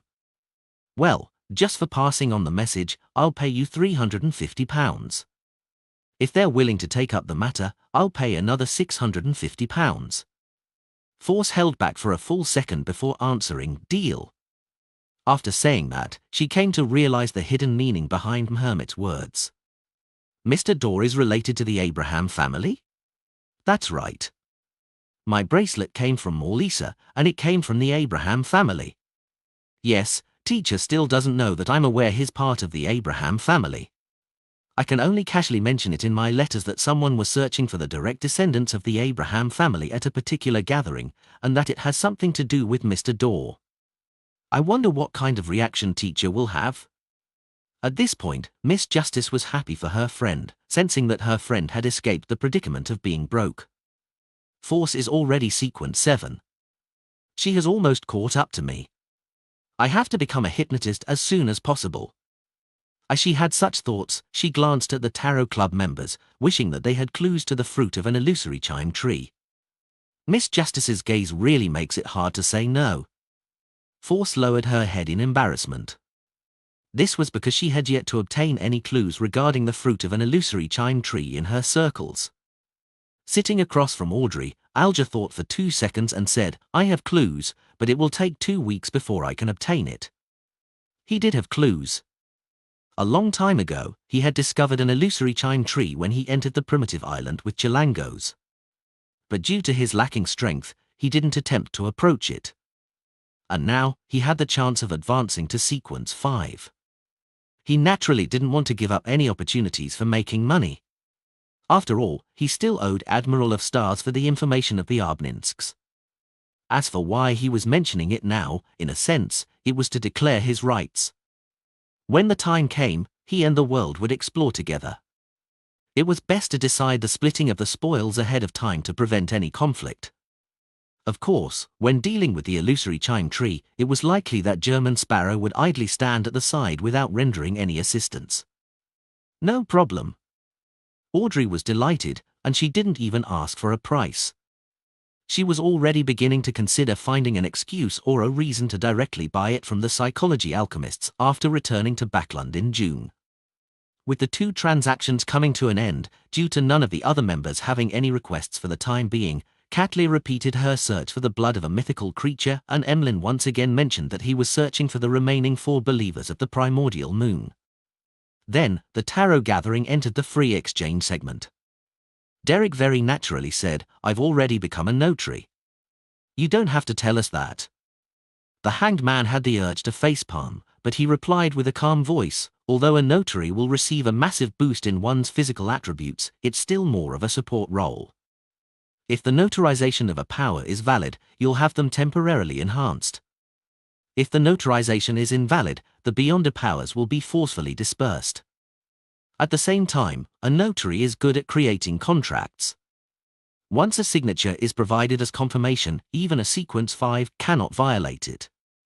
Even if a sequence for demigod tries to forcefully violate the contract, they will have to pay quite a price. As a member of the Church of Storms, it was one of the basics for him to know the strengths and weaknesses of the Sun pathway. Therefore, Alger carefully explained the exact situation for Little Sunday. He also reminded him to select a mystical item that was good at controlling a target. If there wasn't any, it was best to select something with powerful offensive strength. "Thank you, Mr. Hangman," Derek thanked him from the bottom of his heart. Deep down, in the entire Tarot Club, he felt that the greatest and most respectable person was Mr. Fool, and the most impressive person to strive for as a role model was Mr. World. And the most reliable and kind person was none other than wise Mr. Hangman. Towards this, Emlyn thought, this fellow has actually caught up to me. No, I can't be surpassed by him. I need to complete the hunting competition as soon as possible to get the rewards. He contemplated for a few seconds, and after receiving Mr. Fool's permission, he conjured the thin moon puppet that resembled a wooden pole. "Ladies and gentlemen, does any one of you know what this is?" He knew that Mr. Fool was definitely aware of the answer, but he temporarily didn't have anything he could use for an equal exchange with this mighty existence. Therefore, he could only rely on the other members of the Tarot Club for any answers. "Isn't this the puppet I saw at that gathering?" Mr. Moon already found his target. Force similarly waited for others to give an answer out of curiosity. Catlear carefully observed it before frowning. "It's likely a moon envoy. It's a beyonder item that primordial moon believers create by using a bloody ritual that spans centuries. It's said to be imbued with divine powers. Each one of them possesses an unimaginable horror. Where did you obtain it from? It's very dangerous. It's best that you hand it over to the upper echelons of the Sanguine." Emlyn changed his sitting posture and chuckled. "I encountered it when hunting the primordial moon believer. She's already dead, while I'm still alive. Mr. Moon's flaunting of himself is really obvious." The senior spectator, Audrey, chuckled inwardly. Catlear was taken aback. Without deliberately hiding anything, she asked, "How did you do it? Did the upper echelons of the Sanguine provide you with assistance?" Emlyn gaped, somewhat at a loss for words. Only then did he realize that this topic wasn't suitable for a deeper discussion. "A whom?"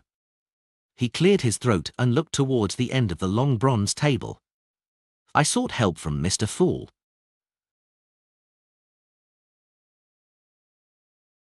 Lord of the Mysteries Chapter 768. Translator, Atlas Studios. Editor, Atlas Studios. "Sought help from Mr. Fool? You can do that?" Catlear was stunned by what she heard. Having been punished and discovering that his blessed German sparrow was becoming more and more impressive, she no longer had any doubts regarding Mr. Fool's status or abilities. She even knew that when Mr. Fool pulled her in through the use of an ancient item, allowing her to escape the pursuit of knowledge, she had come to realize that he was an existence at least at the level of the hidden sage or primordial moon. However, for certain reasons, he wasn't able to interfere with the real world, making her suspect him to be an ancient god that was undergoing an awakening process.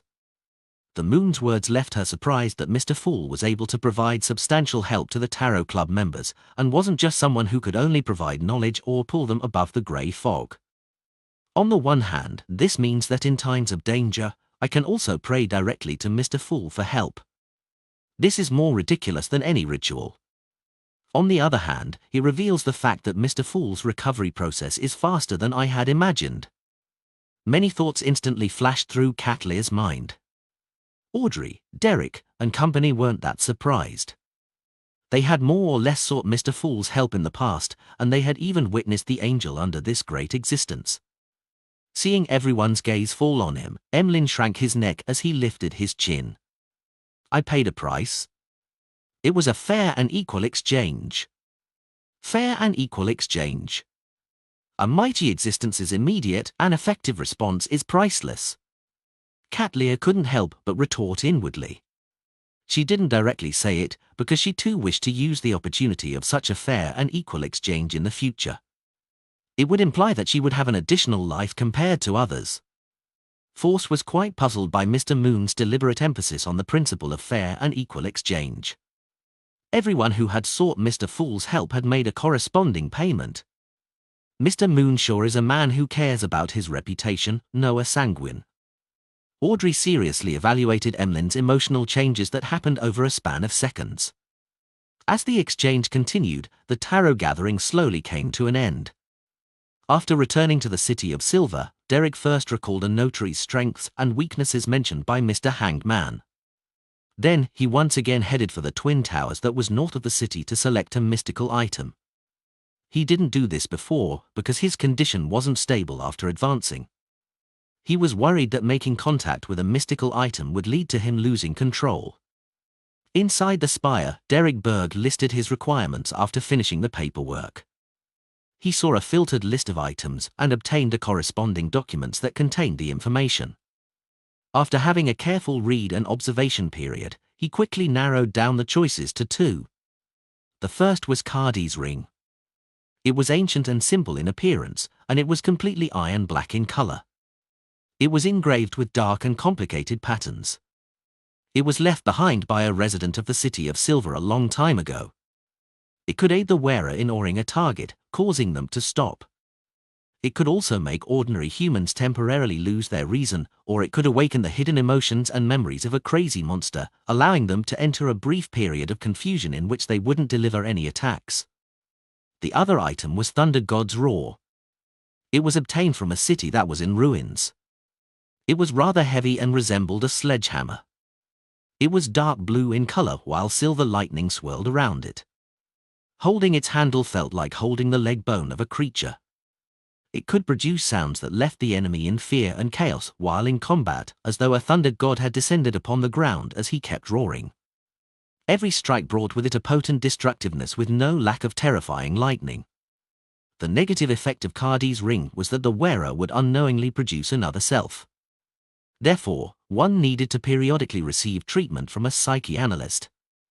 If there were any missed treatments, then it could result in the aggravation of the problem, making it harder to treat. And eventually, the two selves would enter a fight, ultimately leading to losing control. In contrast, Thunder God's Roar didn't have that many latent risks. It would only make the user be a little irascible bit by bit. As long as one periodically vented their emotions, there wouldn't be a problem. However, it also had another side effect. In a completely dark environment, the chances of being attacked by terrifying monsters from the depths of darkness was 100%. The chances of being attacked is 100%. Upon seeing this number, Derek turned gloomy. This meant that many City of Silver residents had vanished because of this reason. They were the former owners of Thunder God's Roar. Which should I choose? Generating another self is terrifying. Miss Justice has mentioned before that it's called dissociative identity disorder. Thunder God's Roar not only has a power that affects the enemy's state, but it also has a rather powerful offensive capability. My axe of Hurricane has been used too many times, so it will likely be damaged ahead of time. I can produce light by myself, so I don't have to be worried about absolute darkness. Derek thought for a moment and pointed at the dark blue sledgehammer. I want Thunder God's Roar. 160 Beauclun Street. Klein walked out of his master bedroom and saw butler Walter waiting for him with a few invitation letters in hand. Sir, there are a total of 3 invitations this week. There's an afternoon tea session on Wednesday, a literary salon on Friday, and a banquet on Saturday. They were sent from. Klein listened with a warm expression before saying with a smile, tell these friendly inviters that I'll be participating. All right, sir. Walter bowed and left the 3rd story. Seeing the figure disappear from the stairwell, Klein couldn't help but sigh inwardly. After another week of such invitations, it will be my turn to invite my neighbors for a banquet or a ball. By repeating this act of inviting others and being invited, I'll really enter their circles and would be recommended by them to important figures at even higher levels. I'll be able to enter different clubs. Such recommendations are definitely established on a foundation of having sufficient wealth. A person without any value wouldn't be recommended. Socializing for high society is truly troublesome. It'll take at least another month before I'll get to make contact with people who were slightly involved in the Great Smog of Backland. The church is easier. As long as there's enough donations and enough piousness, I'll be able to freely enter and exit to listen to the bishop's preachings. Of course, that's on the premise I pass the investigation. If everything goes well, I'll be able to figure out the rotation schedule of the keepers and find a chance to go behind Jenny's gate. Klein reined in his thoughts as he instructed his valet, Richardson, to bring him his coat, hat, and cane. According to his schedule, he was to head to the Royal Grand Theatre to see the most popular play, The Betrayer's Ring, in recent times. This isn't solely for entertainment. It's to understand the popular plays, famous music, and trending novels. Only then could he have a common topic of conversation at the various high society gatherings. Being a popular gentleman must be tiring. Behind a 1-minute performance lies 10 years of hard work. Social gatherings such as these are really exhausting. As Klein lampooned, he allowed Richardson to help him wear a coat before he sat in his high-end four-wheeled carriage. He headed for the Royal Grand Theatre in West Borough, where he had a luxurious box to himself, and watched The Betrayer's Ring. It's different from television and movies. A play's acting is more exaggerated and impactful. Yes, this is determined by the acting environment. The story isn't bad. But why does it seem familiar? Don't tell me that it's a story adapted from Emperor Rozel's works. These are likely famous play actors. The papers have mentioned them before. It's said that they're very popular, just like celebrities on Earth during the age of the internet. As long as I participate in the gatherings of high society, I'll definitely have the opportunity of meeting them. As Klein watched the play, he habitually lampooned inwardly. Sherwood Borough, at the ticket booth of a large theatre. Find updated novels on no/v/elbin.co/m. Melissa, who finally had her turn, pushed the notes and coins through the booth window and said, "The Betrayer's Ring. 2 tickets. 3 p.m. on Sunday." After watching The Betrayer's Ring, Klein sat in his carriage as he sipped a cup of black tea and received the evening papers that Richardson had purchased.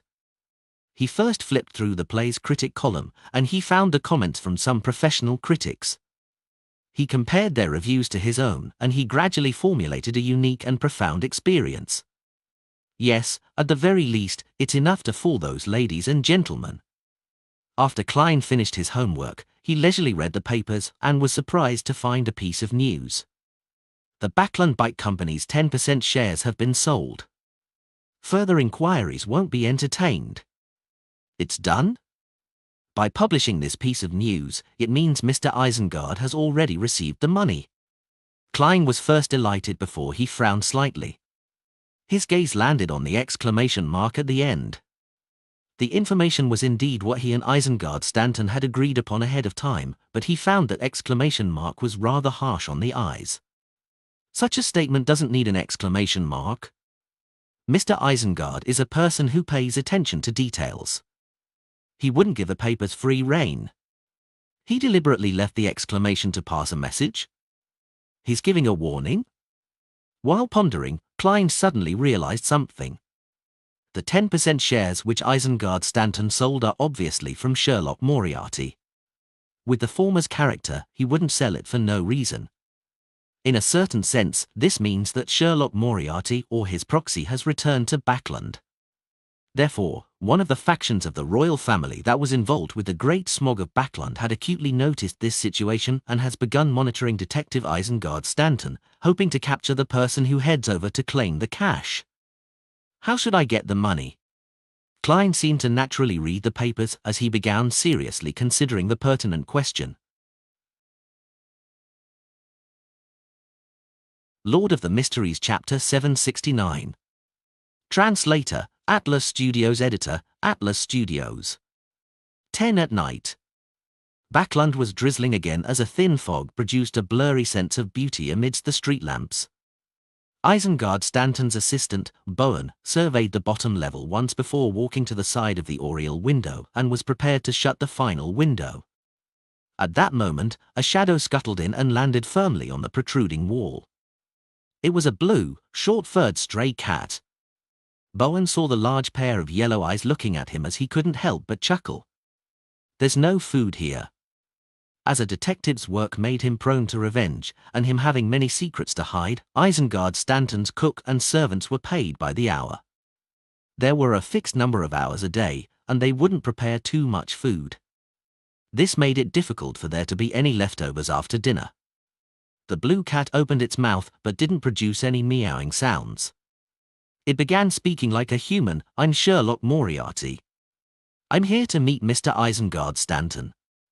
Although Bowen was a Beyonder who was nurtured by the Church of the God of Knowledge and Wisdom, he was a low-sequence Beyonder and his horizons were stilted. This was the first time he was encountering a speaking cat, so he was momentarily shocked and dazed. After a few seconds, he came to his senses and recalled what the cat had just said. It said it's Sherlock Moriarty? This great detective really isn't simple.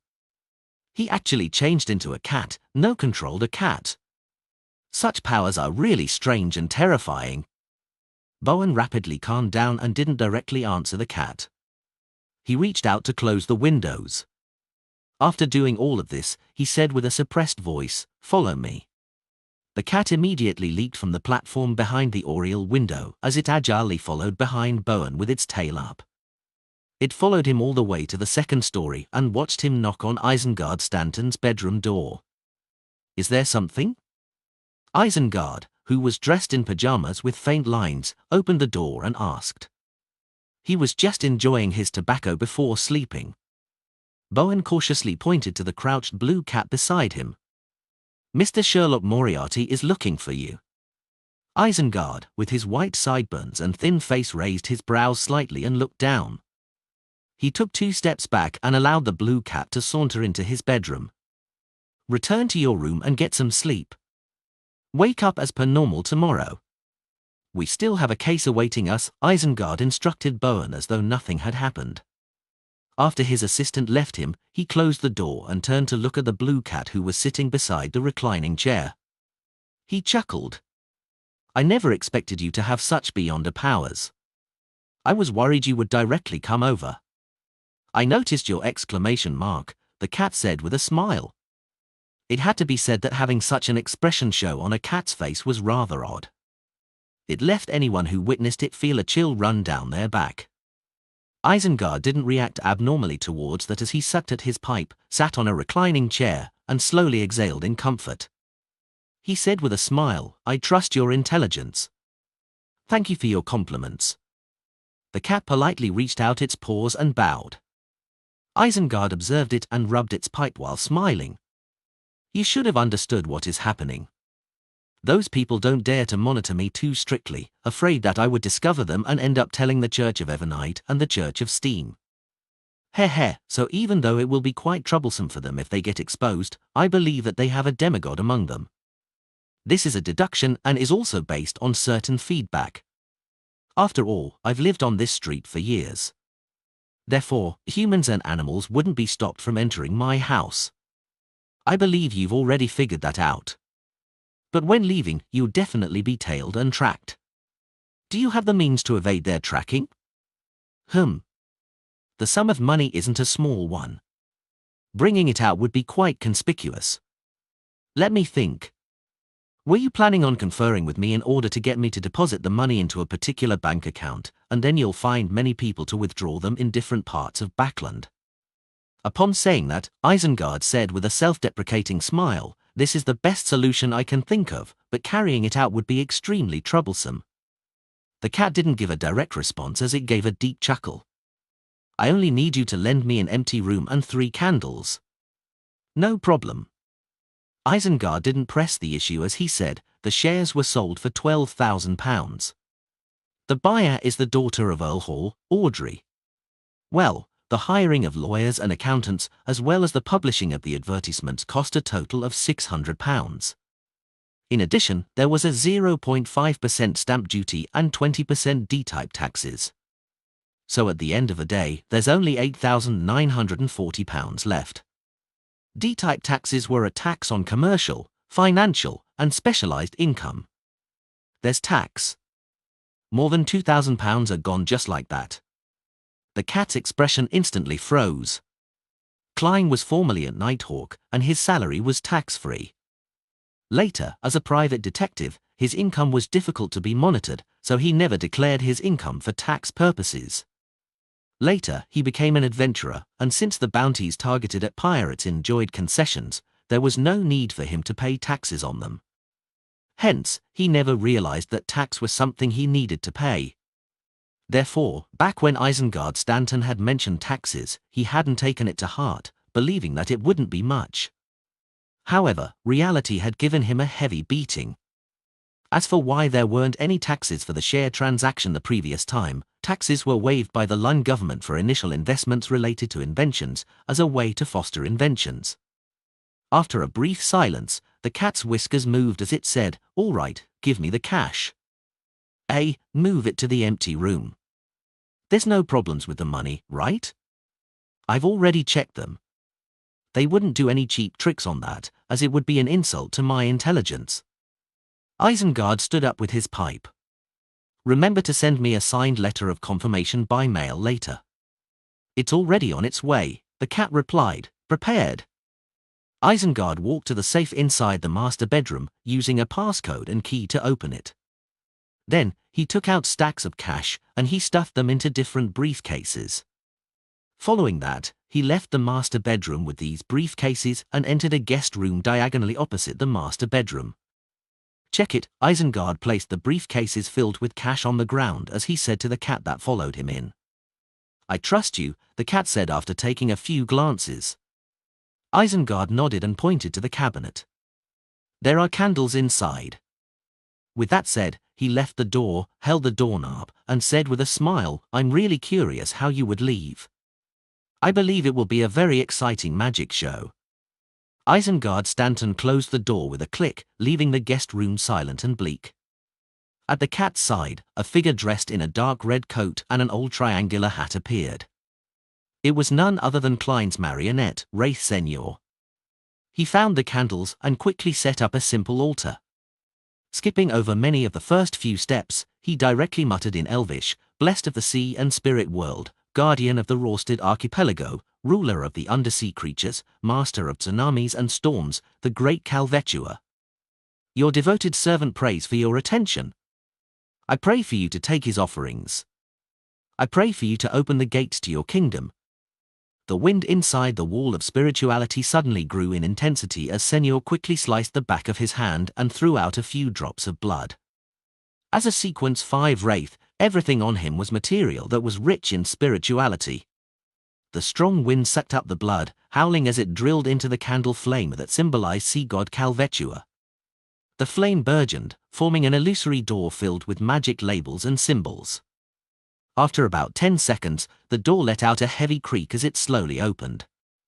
One by one, Senor lifted up the briefcases filled with money and threw them into the illusory door. When there was almost none left, the gold coin he stored in his body flew out and landed on the altar. The wraith's figure then disappeared, projecting onto the smooth side of the gold coin. The gold coin trembled as it flew up, hitched a ride on the briefcase ahead of it, and entered the illusory door of sacrifice.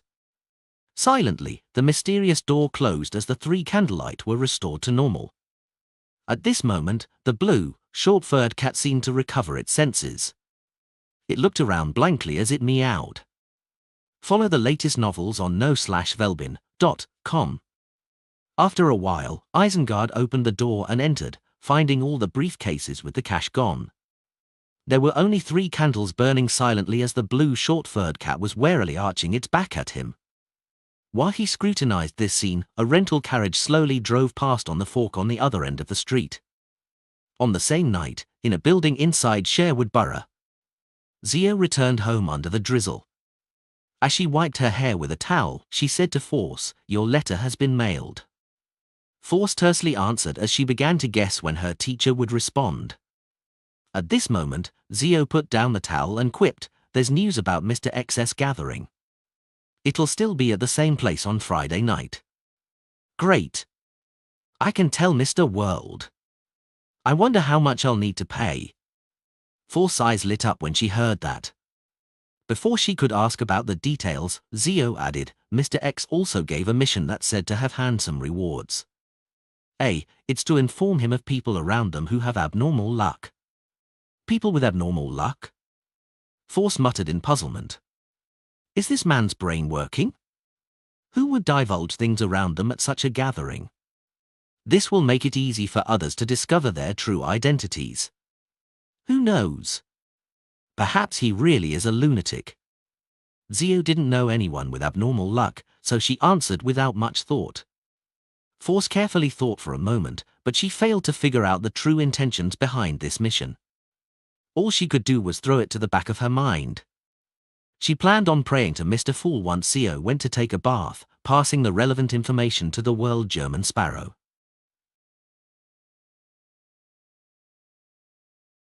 Lord of the Mysteries Chapter 770. Translator, Atlas Studios. Editor, Atlas Studios. Mr. X is looking for people with abnormal luck. Above the grey fog, Klein ruminated over the information Miss Magician had provided, in an attempt to analyze anything of use. After thinking to no avail, he decided to approach it from another angle. He first recalled the people who had abnormal luck around him to see if there were any connections. The Fog Sea's strongest hunter Anderson had counts as one. Dr. Aaron Series is another. Both of them were affected by one of the snakes of fate. Angel of Fate Ouroboros was one of the creators of Rose Redemption. This secret organization supports and believes the true creator. The Aurora Order is equivalent to the true creator's church. A series of circumstances surfaced in Klein's mind as he quickly came to a conclusion. This is Angel of Fate Ouroboros's attempt to search for Snake of Fate Will-or-Septin. He is driving the members of the Aurora Order to help him find Snake of Mercury Will-or-Septin. And this implies that behind Mr. X, there's a king of angels existing somewhere in Backland. Under such circumstances, assassinating Mr. X will be equivalent to having a death wish. It's no wonder Mr. X doesn't care about the uniqueness of Backland. The official factions would at most imagine that he has a saint backing him. In the official dossiers, the Aurora Order only has 5 saints. This way, they will respond in the wrong manner. After Klein made the judgment, the first thought he had was to decline Miss Magician's request, and also to warn her not to provoke Mr. X. If it wasn't because sounding the alarm might affect Snake of Mercury Will-or-Septin, while the Church of the Evernite Goddess clearly had records of Dr. Aaron Series' bout of bad luck, Klein would have gotten Miss Magician to report both the Angel of Fate Ouroboros and Mr. X to a particular church.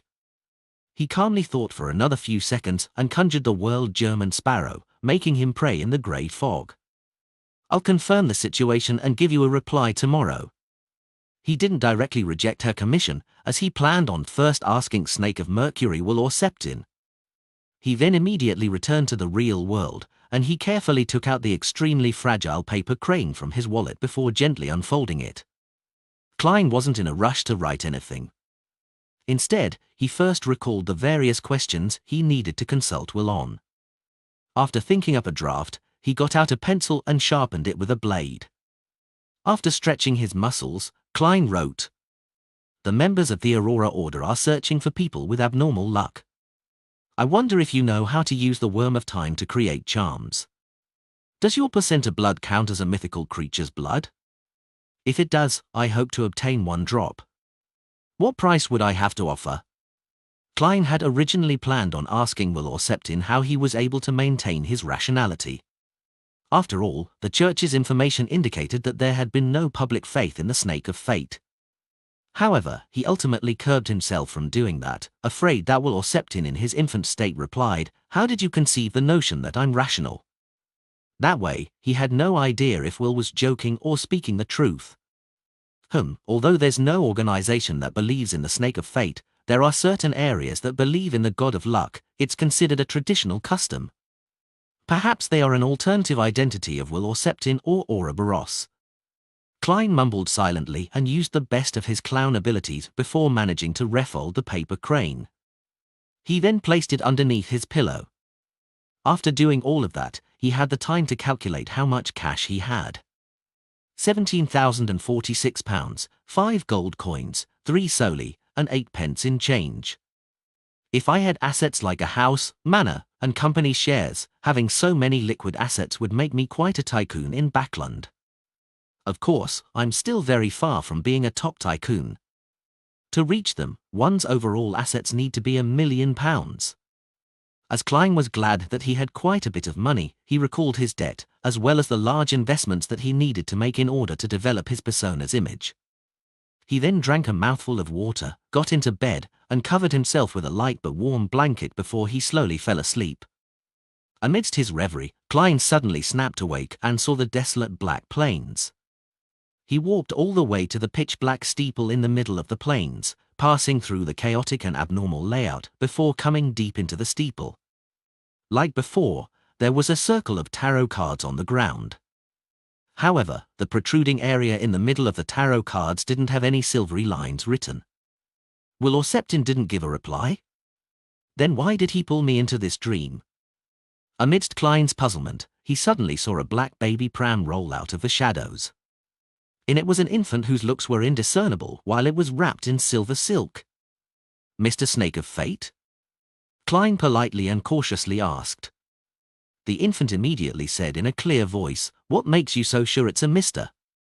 GTT the latest novels at n.o/v/e/l/bin.com.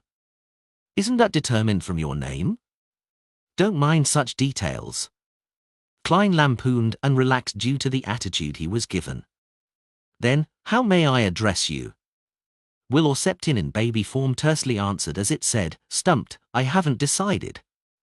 "As you know, oh you don't. Every time I start again, I try to make myself a little different, so as to maintain a good mental state. A child should act like a child while they're a child." Klein's heart stirred when he heard that. Is this the way the monster pathway maintains its reasoning so as to resist madness? In the black pram, Will Septin replied briskly, "Yes, every beginning washes away the madness. However, it still needs certain anchoring from faith, otherwise, I wouldn't be able to maintain my state as a sequence one for too long. Heh, compared to before, you're becoming more and more knowledgeable. Oh, apart from anchoring oneself with faith, there are other ways to resist the madness.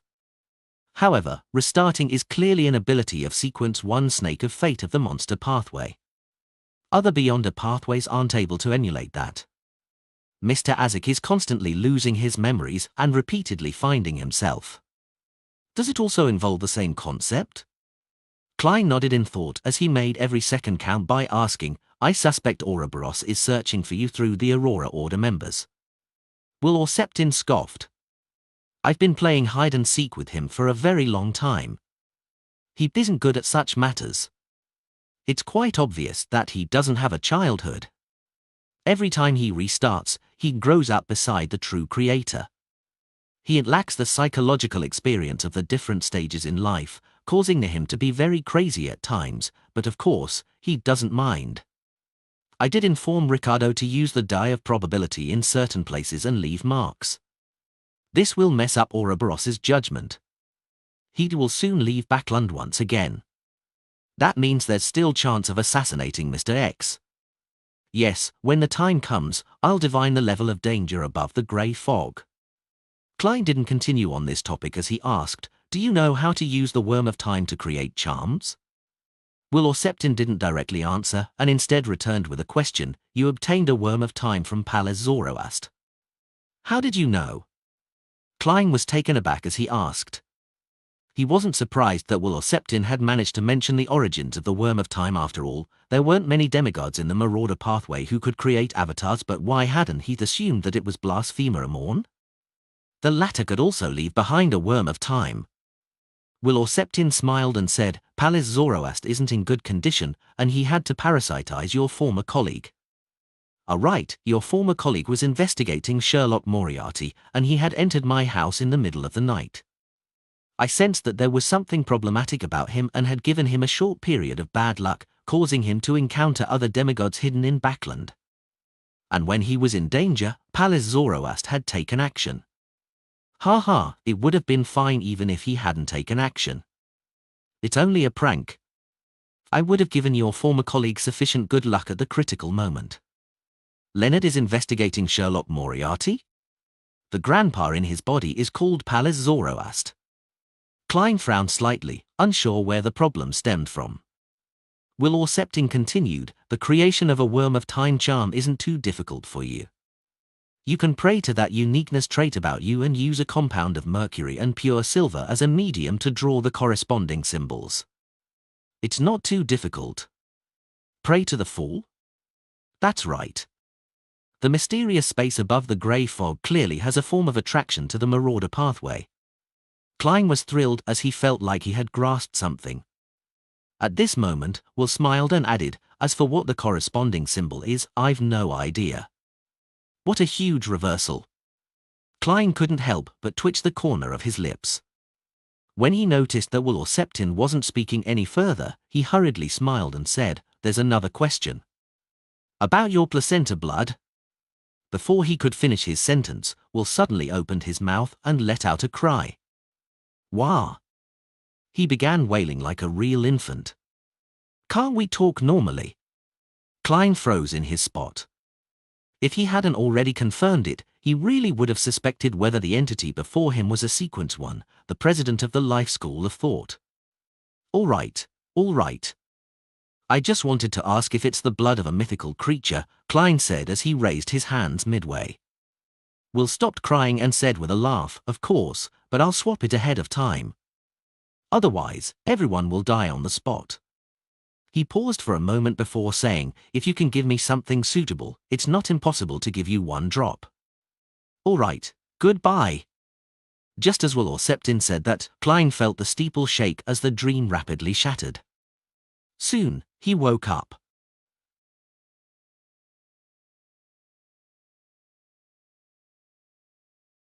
Lord of the Mysteries Chapter 771. Translator, Atlas Studios. Editor, Atlas Studios. What item would a snake of fate be interested in? Klein slowly sat up and leaned against a pillow. He thought for some time and decided to consider it at a later date. After all, he was still at least a month away from Will Orceptin's birth. He could also leave the question for the hermit cat Lear and Queen Mystic Bernadette, who was backing her, to rack their brains over. Of course, Klein didn't eliminate the possibility of Will Orceptin's sudden choice of having an early birth. He slowly turned his attention into creating a Worm of Time charm. According to Will Orceptin's explanation, he had most of the conditions required, but he was just short of the corresponding symbol. Pray to the Fool and use the powers of the mysterious space above the grey fog. I wonder if a symbol corresponding to the marauder pathway would work. Even if it does, I don't know what it is. Unless I pull a marauder above the grey fog and let the high-back chair produce the corresponding pattern. As Klein thought about the details, he suddenly had an idea. In that case, perhaps he could try the symbol behind the Fool's chair. It was the pupil-less eye, a symbol representing secrecy, and the contorted lines that represented change. I wonder if it will work. Divination won't be able to rule it out by elimination, but I can predict if the attempt will be successful. Besides, even if it fails, it shouldn't be too big a problem. After all, I'm praying to myself. Even if the material were to be wasted in the experiment, it would enter above the grey fog and not be lost. With this in mind, Klein felt pumped. He couldn't help but get out of bed to try out the experiment that very night. A material like the Worm of Time that's left behind by a marauder demigod at Amorn's level still has its essence and level even if it's dead. When using it for a charm, it might not reach the level of an angel for various reasons, but it wouldn't be too far off. It'll be about the peak strength of a saint. If Klein succeeded, it would be equivalent to having an additional trump card. At critical points in time, it might give him an additional life. So how could he not be excited and expectant? I can only stir some of the powers of the mysterious space above the grey fog. The level of the Worm of Time charm will likely drop a little more. But regardless, it will definitely be like the 9th law given to me by Admiral Amirius. If I use the Blatherer's aura to create a high-level charm in the Devil domain, it will likely be at the level of the 9th law. Unfortunately, I wouldn't dare to pray to the dark side of the universe. Klein wore his pajamas as he stood barefooted. He took the steps counterclockwise on a thick carpet as he chanted the incantation before entering above the grey fog. Sitting at the Fool's seat at the end of the long bronze table, he conjured a dark red fortune teller and yellowish-brown goatskin. He wrote down the corresponding divination statement. The charm I'm about to begin making will be successful. Unwinding the spirit pendulum from his wrist, Klein held it with his left hand and entered the state of cogitation. After repeating the divination statement 7 times, he opened his eyes and saw the topaz spinning counterclockwise at a rather slow speed and ordinary amplitude. This means that it will succeed. But that begs the question, will it successfully verify that the symbol I use is effective, or successfully verify that it doesn't work?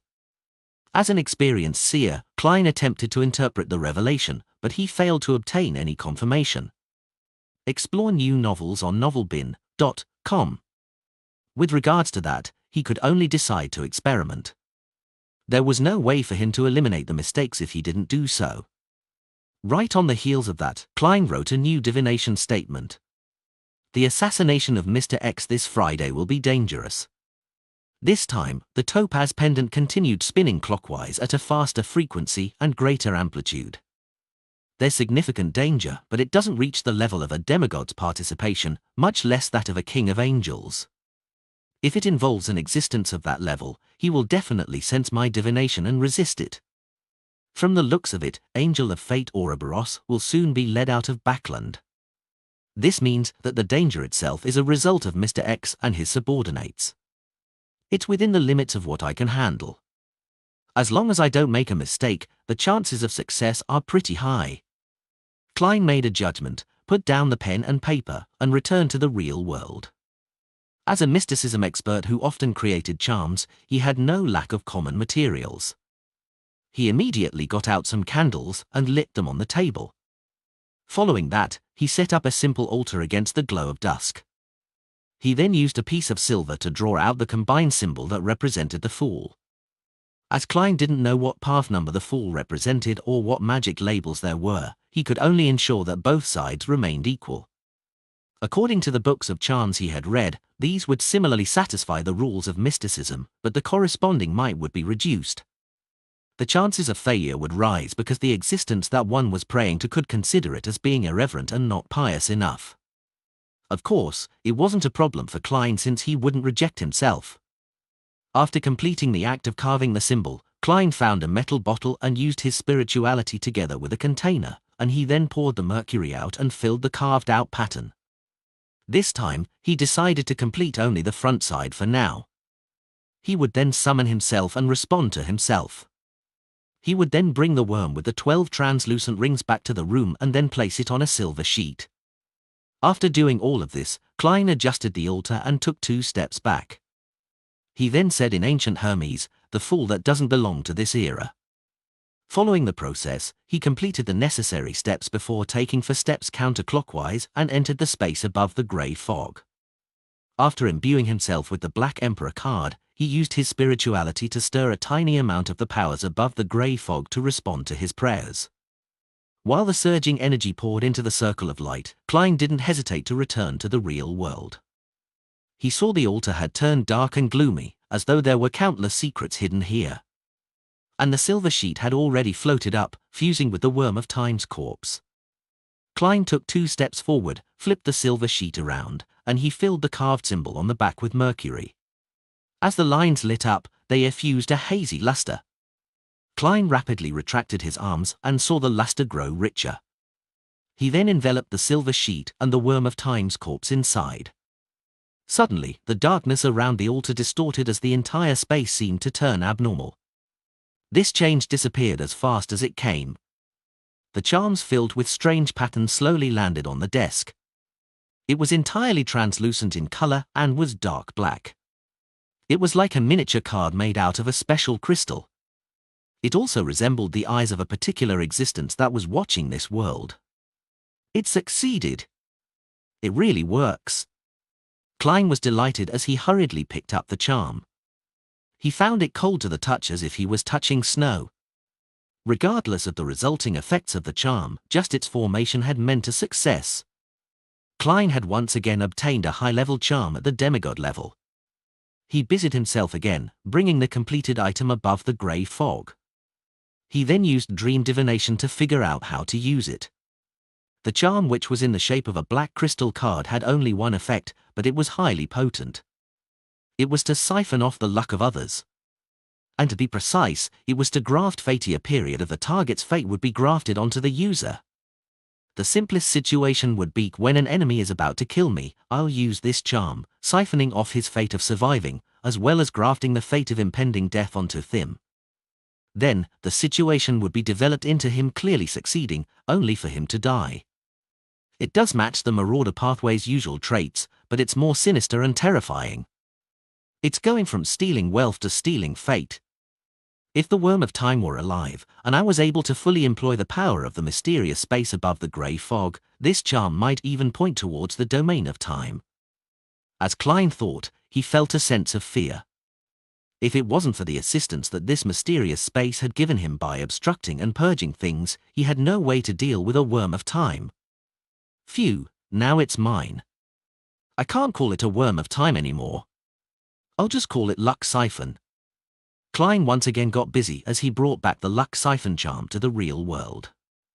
After dealing with the traces of the ritual, he gravely placed the high-level charm into the iron cigar case, putting it together with Azic's copper whistle and the Senor gold coin. He then sealed and isolated the case with a wall of spirituality. Being in a good mood, Klein didn't feel sleepy. He drew the curtains a little and allowed the crimson moonlight to shine in, illuminating his room with tranquility and silence. While he was enjoying the scenery, he suddenly saw a figure sneak out from Member of Parliament Mark's house as it approached amidst the shadows. It was none other than Hazel Marked. She once again headed for the sewers, removed the manhole cover, climbed down, and didn't forget to close the cover. Why is she always heading into the sewers?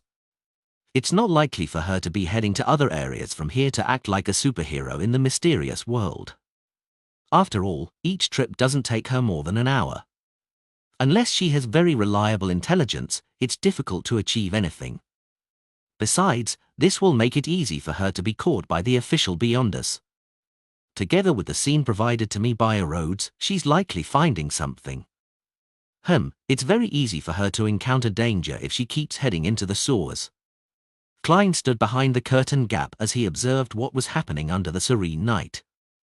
He didn't attempt to warn Hazel or let the Wraith possess her to let her understand the dangers of the Beyonder world. Firstly, this was because he had quite a subjective view that Hazel's sense of superiority was due to a result of her lacking knowledge in mysticism, so he couldn't be sure. Secondly, he wasn't sure how she had obtained Beyonder powers and a mystical item. Warning her out of gratitude for her kind deed earlier would easily attract unwanted attention or even trouble. After enjoying an evening of peace, Klein returned to bed and slept till daybreak. Before Richardson entered, he turned into German Sparrow and prayed to the Fool. I can accept the mission, but regardless of the outcome, I want a stone from that bracelet of yours, as well as the ability to use that spellbook of yours for some time. If it succeeds, all spoils of war will be mine. You can only take the target's head. If required, you will need to provide assistance.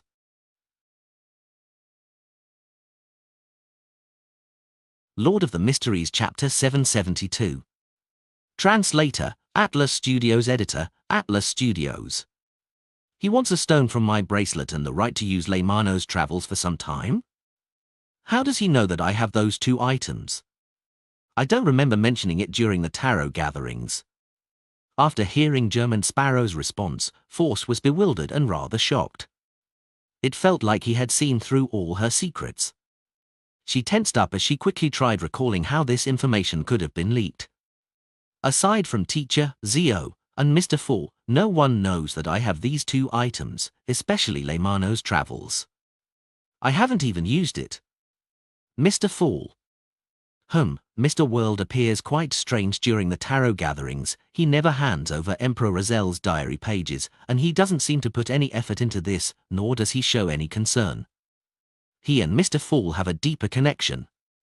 He obtains the relevant information from him? A believer or a blessed? Force carefully thought over the matter as she grasped something, easing her horror from before. Only at this moment did she have the time and energy to consider if she could accept German Sparrow's requests. To Force, such a price was too cheap, far lower than she had expected. Furthermore, it was reasonable. As a beyonder who seldom went out and just stayed home writing and resting, lending Leymano's travels for some time didn't affect her safety or her need to use it. And likewise, giving one of the 2 remaining stones in the bracelet that allowed her to travel through the spirit world didn't cause her to lose all her trump cards. The only problem is that Mr. World seems to be willing to only try it once. If he fails, he will still take the payment. Yes, with the fact that he needs to bear the risk, that's normal. I originally imagined that I would need to help him do many things and obtain a reward from teacher by using the traitor's head to repay the debt. Force thought calmly for a few seconds before she prayed to Mr. Fool. Please inform Mr. World that I accept his conditions, and I will try my best to provide him assistance in the operation. He originally wished to warn German Sparrow that using the stone might result in a side effect of receiving the ravings of the full moon, but she then realized that it was apparently only something beyond us from the apprentice pathway encountered. Regardless if it succeeds or fails, I'll obtain that stone. I'll be able to secretly leave Backland and meet with Mr. Hanged Man to explore that primitive island. When the time comes, I'll use the spellbook to record the usage of the stone. That way, I don't have to worry about the return trip. That's unless my luck is terrible and the recording fails. Klein secretly heaved a sigh of relief, opened the door, and got Richardson to help him dress up. Sir, after breakfast, your schedule is to head to the Royal Museum to see the Royal Family's collection exhibition. As Richardson helped his employer wear his coat, he informed him of the day's schedule. Find updated novels on no/v/elbin.co/m. As Dwayne Dantes mastered social dancing very quickly, the number of etiquette classes in the morning went from 5 times a week to 3 times a week, allowing him to spare time for other things. And such exhibitions were definitely a hot topic of conversation in high society circles. By not going in person, it would make him appear lacking. As for heading to St. Samuel Cathedral for the bishop's preachings, Klein had consciously lowered his frequency. This wasn't because he needed to donate tens of pounds each time, but that he was afraid that heading there frequently despite having the novelty period wear off would incur suspicion. Being natural and reasonable were the core traits of his plans. Other than on a Sunday, he planned on randomly heading to church on 2 of the remaining 6 days. He wanted to rely on an even longer period of time to accumulate intelligence so as to figure out a pattern. He couldn't be impatient or in a rush. I'm already looking forward to it. Klein looked at the dignified reflection of himself as he said to his valet with a smile. Upon thinking of St. Samuel Cathedral and the Church of Evernight, he naturally connected it to Leonard Mitchell's secret investigation of Sherlock Moriarty. He didn't understand what he was suspicious about. Is it because of Emlyn White's purchase of Tinder that drove Leonard to investigate the people related to him, or was it because of the fleeting appearances of the detective in the cases of Capim and Lenevis that made the Red Gloves who are in charge of the investigations notice something? Or could it be both? Klein thought about the clues that he had left behind and had a rough guess. He wasn't afraid that Sherlock Moriarty would be wanted by the Church of Evernight and given a bounty. After all, apart from contacting a few people that he was familiar with, the detective wasn't to appear again. He was worried that someone would discover that Sherlock Moriarty, in his early appearances, resembled Klein Moretti greatly, and as such, they would pursue the deceased former Nighthawk. In fact, it's not a problem even if they discover that. I'm no longer the clown or magician from before. There are more than a handful of demigods searching for me. Even with the high-ranking deacons of the church, there won't be any qualitative changes. Besides, Benson and Melissa truly are ordinary people. The church will definitely not involve them and disturb their lives. I wonder if they will claim the bereavement compensation back. Probably not, for there's no way they can explain it to ordinary people. Klein wasn't that worried with all the debt he was in. This was also why he was so calm when he heard Will Orseptin mention Klein Moretti's identity last night. How could a Sequence 1 angel who was good at fate-related abilities and had previously interacted with Sherlock Moriarty early on not discover the detective's origins? Even with the grey fog's obstruction that interfered with many details, Will Orseptin was definitely able to know that Sherlock Moriarty originally came from Tingen. And back in Tingen, Klein had interacted with a youth named Adamisol, who was of the monster pathway, leading him to bleed from his eyes. And if Will or Septon were to be aware of this and make a comparison, the answer was obvious. If Leonard were to really realize Sherlock Moriarty's hidden identity, I wonder what kind of expression he would have. Klein gave a self-deprecating laugh as he walked out the master bedroom. He went to the second floor to enjoy the breakfast his cook had prepared specially for him. Westborough, 2 Kings Avenue, Royal Museum. Klein passed through the ticket entrance with butler Walter and valet Richardson and went into the museum. The exhibition was held by the Lunn royal family. They showcased all kinds of collections that had historical meaning from the kingdom's founding so as to allow the public to enjoy and gain an understanding. It was a way to raise the kingdom's citizens' respect and recognition of the royal family. As a graduate from the Department of History, Klein was still rather interested in the exhibition. Many of the matters that he was very familiar with had the corresponding items appear here. They allowed him to plunge into the long and fascinating history from another angle. What left Klein somewhat puzzled was Walter's deep understanding towards most of the exhibits. He introduced them to Dwayne Dantes with extreme detail, as expected of a butler who came from an aristocratic household. Klein silently nodded. As he perused the exhibits, the trio kept encountering other visitors, and the exhibition hall was quiet and orderly, so people had to converse in whispers. When passing by an exhibit, Klein noticed Walter suddenly stop. He then glanced to his side as his expression turned complicated. As he wasn't a spectator, Klein wasn't able to interpret the actual meaning of those complicated feelings. All he could do was trace Walter's gaze towards the exhibit. Standing in front of the exhibit were a man and a woman. The man was in his 30s and wore a black suit, silk hat, and a gold-inlaid cane, looking like a gentleman of status and wealth. The woman was in a yellow dress with a golden necklace. Her overall attire was inclined towards bright colors. Mr. Butler is looking at that man. Klein instantly made the judgment as he swept his gaze past the target without anyone detecting him. He realized that the man looked rather old. His skin was dark as a result of frequent exposure to the sun. The back of his hand was like dried wood, and his fingers were extremely rough.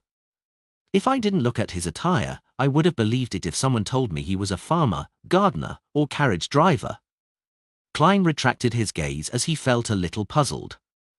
The reason why he noticed these details was because he had seriously considered the appearance of an ordinary person who had ventured in the southern continent for extended periods of time back when he was constructing the identity of Dwayne Dantes. He believed that apart from his gaze, bearing, and natural facial features that were etched by his rich experience, Dwayne Dantes also needed to have details, such as skin that had experienced long periods of suntanning, unobvious scars, and rough but strong palms. Otherwise, it wouldn't be enough to prop up such a character's inherent traits. I have to say that from the moment I became a faceless, I'm getting more and more experienced and wise in the aspect of creating a new character.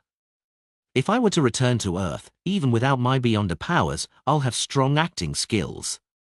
As Klein made self-deprecating comments inwardly, he saw Walter recover from his stern look as though nothing had happened. As for the man with somewhat old facial features and rough skin, he pointed at a flag inside the exhibition case. This is the flag that the Earl of Lastings, Prince Harold Augustus, used during the White Rose War. Unfortunately, he perished in that war. However, his death was the turning point of the entire war and the reason why Lunn eventually clinched victory. Look, the flag still has his blood. He's quite knowledgeable in the field of history. Klein's gaze swept towards Walter from the corner of his eye, thought for 2 seconds, and smiled. He approached the couple and interjected in a friendly manner. I never expected such a neglected tidbit of history would be known by someone else. I originally believed that the people's understanding of the White Rose War was only limited to Lunn's victory against Intes. Sir, your eruditeness leaves me amazed. To be praised in front of his female partner, the man's expression turned from a wary one to a relaxed one. A gleeful smile appeared on his face. I'm just a person who likes history. He casually swept his gaze towards the servant of the gentleman in front of him as he suddenly frowned before easing his brows. There were remnant looks of puzzlement.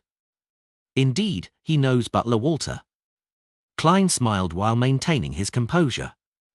Hello there, I'm a merchant from Desi, Dwayne Dantes. how may I address you? The man hesitated and said, William Sykes, a land steward at a manor.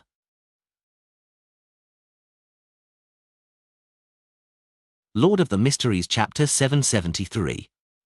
Translator, Atlas Studios. Editor, Atlas Studios.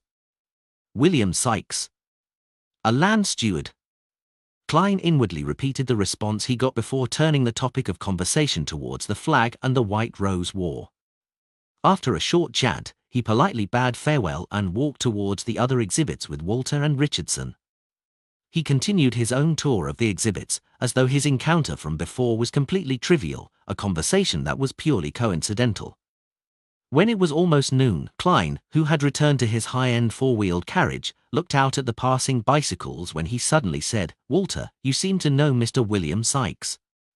Walter solemnly nodded and said, I once knew him while I was working for Viscount Conrad's household. He served a member of the royal family, the former Earl of Lastings, Prince Edisac. He didn't conceal anything, and he described William Sykes's background in detail. He was once in service of Prince Edisac. He's living quite a good life after the prince passed away because of the great smog of Backland. I wonder what manor he's the land steward of. Perhaps he knows some secrets? Klein gently nodded and didn't probe further. He was wondering if he should find an opportunity to investigate William Sykes. If William Sykes really knows something, the royal family's faction wouldn't leave him be. Or perhaps he is part of that faction. In short, investigating him will be a rather dangerous matter. There's no way to entrust this matter to Miss Magician, Emlyn White, or Miss Zio. Miss Sharon has the ability to do so, but this might result in destroying her peaceful life. The best solution is still to use hero bandit Black Emperor. But the problem is that before stealing the Antigonus family's notebook, my investigations of the Great Smog of Backland should only be superficial.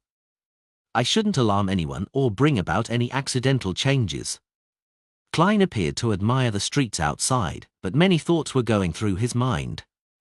Finally, he decided to hold back for the time being unwilling to affect the most pertinent matter he had at present. After having lunch and taking a nap, Klein received classes in literary appreciation until it was almost evening. After sending away his teacher, he was just about to head to the second story's dining hall when he suddenly heard the doorbell ring. Amidst the ringing, Klein saw Richardson immediately take a few steps forward to open the door. Standing outside were two police officers in black and white checkered uniforms. From their epaulets, one of them was a high-ranking inspector, while the other was a sergeant. Officers, how may I help you? Richardson asked on behalf of his employer. The high-ranking inspector was a thin man and had his black hair hidden under his peak cap. His sideburns had a little color as he swept his gaze into the house before warmly saying with a smile, I'm here for Mr. Dwayne Dantes. There's a case that involves him and his butler. What is it? Klein slowly walked to the door. I'm Dwayne Dantes. After introducing himself, he asked politely, Officers, how may I address you? If the matter is a little more complicated and needs more time, why not come to my parlor? We can discuss it over tea. The other police officer, the sergeant, was an elegant lady. She was clearly interested in taking up the offer as she looked at the high-ranking inspector, awaiting the decision of her superior. Due to the Church of the Evernight Goddess, the Lund police force had plenty of female officers, but due to the other faiths and the prevailing trends of society, they suffered some form of discrimination when it came to promotions and positions. They mostly did clerical work, and there was an invisible ceiling for their career development. The high-ranking inspector smiled and said, There's no need for tea, but we need to question your servants. He paused before getting to the main point. Mr. Dwayne Dantes, do you know a person by the name of William Sykes? I got to know him this morning at the Royal Museum. Klein vaguely sensed that some sort of unexpected development had occurred as he asked, Did something happen to him? The high-ranking inspector wiped away his smile and said, He's dead. He died at a hotel near the Royal Museum. He's dead? Klein didn't hide his puzzlement and shock. I just met him, and he's dead? Had he already been targeted? The inspector nodded solemnly and said, Yes, the cause of death is rather complicated, and we aren't ruling out the possibility of murder. What about his female partner? Klein frowned as he asked. He had a female partner when I met him. That lady was his mistress. When she left the hotel, William Sykes was still alive. This can be confirmed by the attendants at the hotel because they had later sent him red wine. The inspector simply shared the situation and said, after leaving the Royal Museum, "Where did you go?" "I came back here directly. I had lunch, took a nap, and attended lessons. My servants, neighbors, and literary appreciation teacher can prove that," Klein frankly replied. He then turned his head to Richardson and said, "Bring Walter here." Soon, Walter walked down from the second story with a white glove and answered similar questions. After receiving Dwayne Dantes' permission, the two officers questioned the rest of his servants, but they failed to find any problems. They didn't stay for long, politely bidding him farewell and visiting the other neighbors. Klein's appetite wasn't affected by this matter as he went to the second story to enjoy his dinner. Time quickly flew by as he spent the rest of the time reading books and newspapers. Before sleeping, Klein took in the scenery outside the window as he awaited his valet, Richardson, to take away the fruits in the room. Suddenly, he asked without turning his head, what did Walter do in the afternoon? He was busy handling various matters. He never left, Richardson answered softly. Klein nodded gently without asking further. He began suspecting if he had been overthinking matters. Phew. He slowly exhaled before getting into bed. In the middle of the night, Klein's spirituality was triggered as he snapped awake. He pricked up his brows, left the bed, and arrived by the window. He pulled back the curtains a little. Under the dim moonlight, a figure carefully passed through the garden's trail and arrived by the perimeter walls before flipping over it. He had a broad forehead with raven black hair and stern brown eyes. He was none other than Butler Walter. He's agile and his motions are fluid. If he's not trained, he's a low-sequence beyonder. Klein observed the scene as he made a preliminary judgment. He saw Walter's shadows follow the streets until he arrived at the manhole which Hazel often used to enter the sewers. He removed the manhole cover, climbed down, and didn't forget to close the cover. Why is everyone so skilled at getting into the sewers? Mr. Butler likely hasn't done it in the past, otherwise, my spirituality would have warned me. After all, he's leaving from my territory. It means that before he became my butler, he had performed such actions quite frequently elsewhere. Klein curled his lips, returned to his bedside, and took out the iron cigar case from under his pillow. He controlled Wraith Senior to tail Walter, wanting to see what he was up to. I hope it doesn't exceed 100 meters, otherwise, I'll need to enter the sewers as well, as Klein silently muttered to himself. He returned to the gap in the curtains. His marionette, Senior, immediately used the mysterious connection between different mirrors to jump to the street lamp beside the manhole before passing the manhole to silently tail Walter. Klein saw that Walter turned into a more secluded and dark passage after taking 10 meters forward. On the wall were all kinds of moss and dirt. Suddenly, the butler stopped and said to someone, "Why were you so rash? Why didn't you wait for a better opportunity?" Soon, a weak and slightly hoarse female's voice replied to Walter's inquiry. "It was the best opportunity. Once he returns to that manner, there's no knowing when he will come out again." "But why would you be so seriously injured?" Walter said with sighs of concern. The female voice scoffed and said, "William Sykes is stronger than what you or I imagined. Perhaps only this way can he satisfy his secret identity. Regardless, I finally obtained clues from him. After so much time, I finally have a chance to approach the truth. You didn't need to be so rash." Walter fell silent. The weak female's voice chuckled and said, "I've already sold my soul to an evil god. The only meaning to life is vengeance." In a rare instance, Walter sighed and said, "Continue hiding here. I'll prepare food for you until you recover.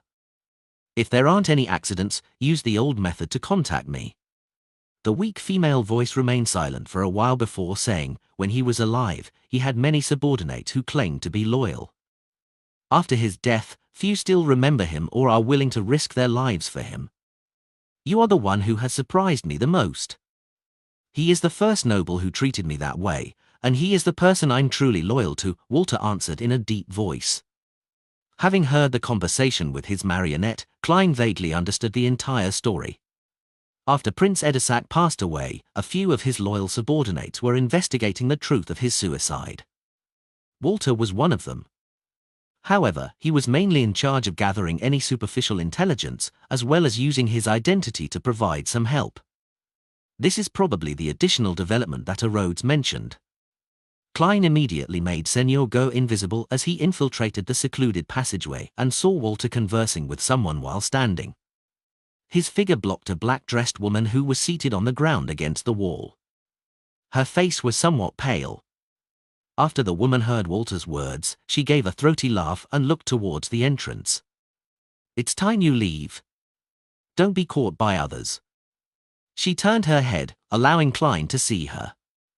She had a round face, slender eyes, and a gentle and refined temperament. Deep down, she was sweet and was an outstandingly gorgeous beauty who Klein was familiar with. Trissy Cheek, all new stories at n0v/b/n.com. Lord of the Mysteries Chapter 774. Translator, Atlas Studios. Editor, Atlas Studios. She isn't dead? She managed to escape? She's actually trying to seek revenge for Prince Edisac?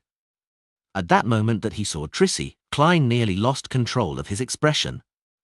Although he had guessed it based on the conversation, he still felt it exceeded his expectations when the truth was placed before him. Without even the need for a dream divination, he could still recall the great smog of Backland. Trissy had conversed with him, and back then, she was eager to escape Prince Edisac's control and escape the manipulation of her fate by the hidden person behind the scenes. She felt her daily life was filled with pain. This demoness who was once a man had sold her soul to an evil god to help avenge Prince Edisac. What kind of crappy trite romance plot point is this? The corners of Klein's lips twitched as he saw Walter throw a bag of food to Trissy. After hearing him give a few words of advice, he turned and left the secluded path. At this moment, a figure appeared from Member of Parliament Mark's house. It was within Klein's line of sight from where he was standing. It followed the shadows in the street as it quickly approached the entrance to the sewer. She was none other than Hazel, who held a mystical item from the Marauder pathway. She'll encounter Walter. This isn't some entrance to the sewers. It's clearly the entrance to a bustling city. Klein looked down and nearly face-palmed. Upon arriving at the manhole, Hazel warily observed her surroundings for a few seconds before moving the cover away and climbing down. The entire process was done in one fell swoop without any signs of delay. GTT the latest novels at n.o/v/e/l/bin.com. Stepping onto the slightly moist ground, she followed the rusted metal pipes and the sewage that slowly flowed with a clear destination in mind. Suddenly, she felt her back turn cold as a chill ran down her spine. Her hair began to stand on end. Right on the heels of that, Hazel seemed to plunge into a freezing river, and she felt a coldness that was overcoming her body. She was horrified to see herself walking in a different direction, heading straight for the wall with metal pipes. And this was completely against her will. Horror filled Hazel's mind before she received a reprieve from her numb thoughts. She infused all her spirituality into the necklace on her neck. The 7 green gems on the necklace were equidistant from each other. Embedded around them were tiny diamonds. In the absolute darkness, they still swirled with a faint lustrous glow. Suddenly, a gem lit up as the green glow illuminated Hazel's ghastly face.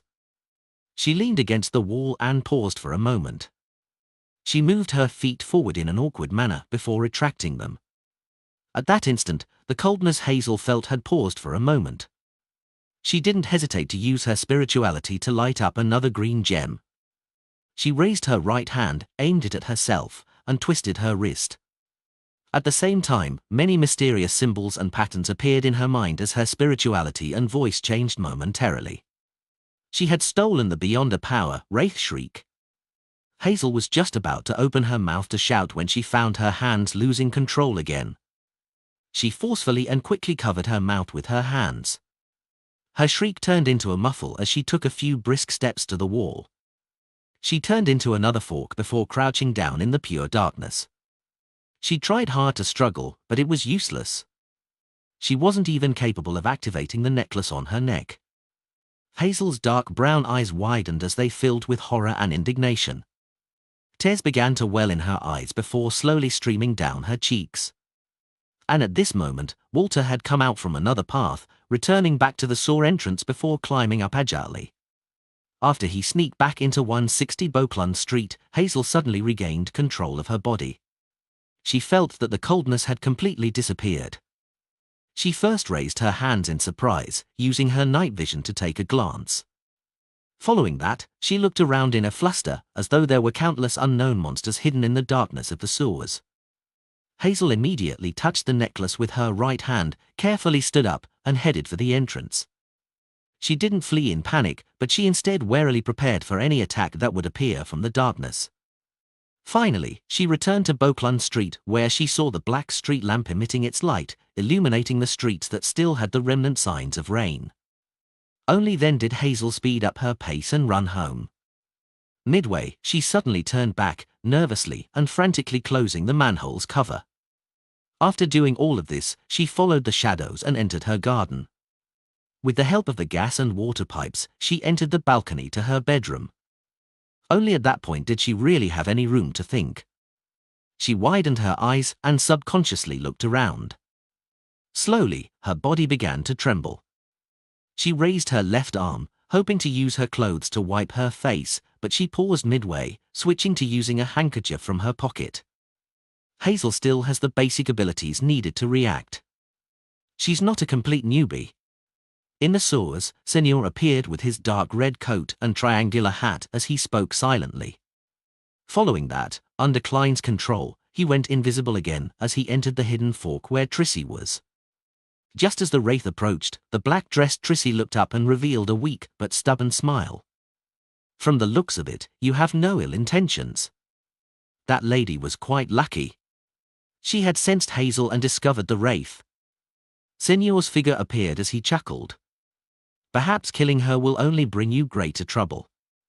To be honest, he wished to report Trissy to the authorities because he knew of the evil deed she had done. He knew how she had incited the passengers and crew on the Alfalfa, causing them to kill each other out at sea. He also knew how she had many innocent lives die ahead of time. However, after realizing that Trissy was investigating the mystery behind Prince Edisac's death, Klein had a new plan in mind. He would incite the Demoness and cooperate with her on certain matters. The mystery of Prince Edisac's death was equivalent to the truth of the Great Smog of Backland. Investigating this matter is bound to be very dangerous. Roping others in will make me feel guilty, afraid that harm or even death will happen to them as a result. By getting Trissy to do it, I wouldn't have such a psychological burden. The crime she had committed had long doomed her to hell. The only problem is that she might be using the investigations of the mystery to Prince Edisac's death for her own ploys. I have to be wary about this to prevent myself from being used, thus causing a disaster. As Klein thought, he made Senor take 2 steps forward. Trissy looked at the middle-aged before her and chuckled. Since you have ill intentions, go ahead, Mr. Senor. At this instant, the marionette senses revealed countless threads floating and flailing around Trissy. And seated in the middle was her black-dressed self with a pale face. It resembled a spider in the middle of her web, but it was filled with temptation and pity that made one approach her. You know me? The marionette halted in his footsteps. Trissy's expression was somewhat adrift as she answered in reverie, I once spent an unforgettable period of time at sea. Back then, you were still a man. Klein lampooned and chuckled. Why are you investigating Prince Edisac's death? Didn't he commit suicide? Trissy immediately looked up as anger colored her face. Suicides can be different. Some people do it willingly, others are forced. No way, she really seems to mind Prince Edisac's death. Lady, have you forgotten that you were once a man? Have you forgotten the pain you were previously talking about? Don't tell me that this is the so-called Stockholm Syndrome where you end up bonding with your captor due to the minute amount of kindness they've provided? Well, I'm not a spectator, and I can't determine if she's being truthful or not. Klein made Senor chuckle. So, you believe that Prince Edisac was forced to commit suicide? You saw William Sykes to investigate this matter? The angry look on Triss's face vanished as a miserable but beautiful smile appeared. That's right. It was he who forced Edisac to commit suicide with a spirituality obliteration bullet. However, he was also under orders by others. To obtain the final bit of pleasure, he revealed everything. He was still unable to really touch me. I even showed him my former photo. He died filled with even more misery and despair. I can't imagine what William suffered. Trissy is as twisted as she was before. Demonesses at the stage of pleasure are really filled with charms. Every expression and every action are filled with enticement. But I can tell that Trissy has already reined it in very well, only using it when needed. She has already advanced? Or is it because of love? As Klein lampooned, he made Senor ask, who is it?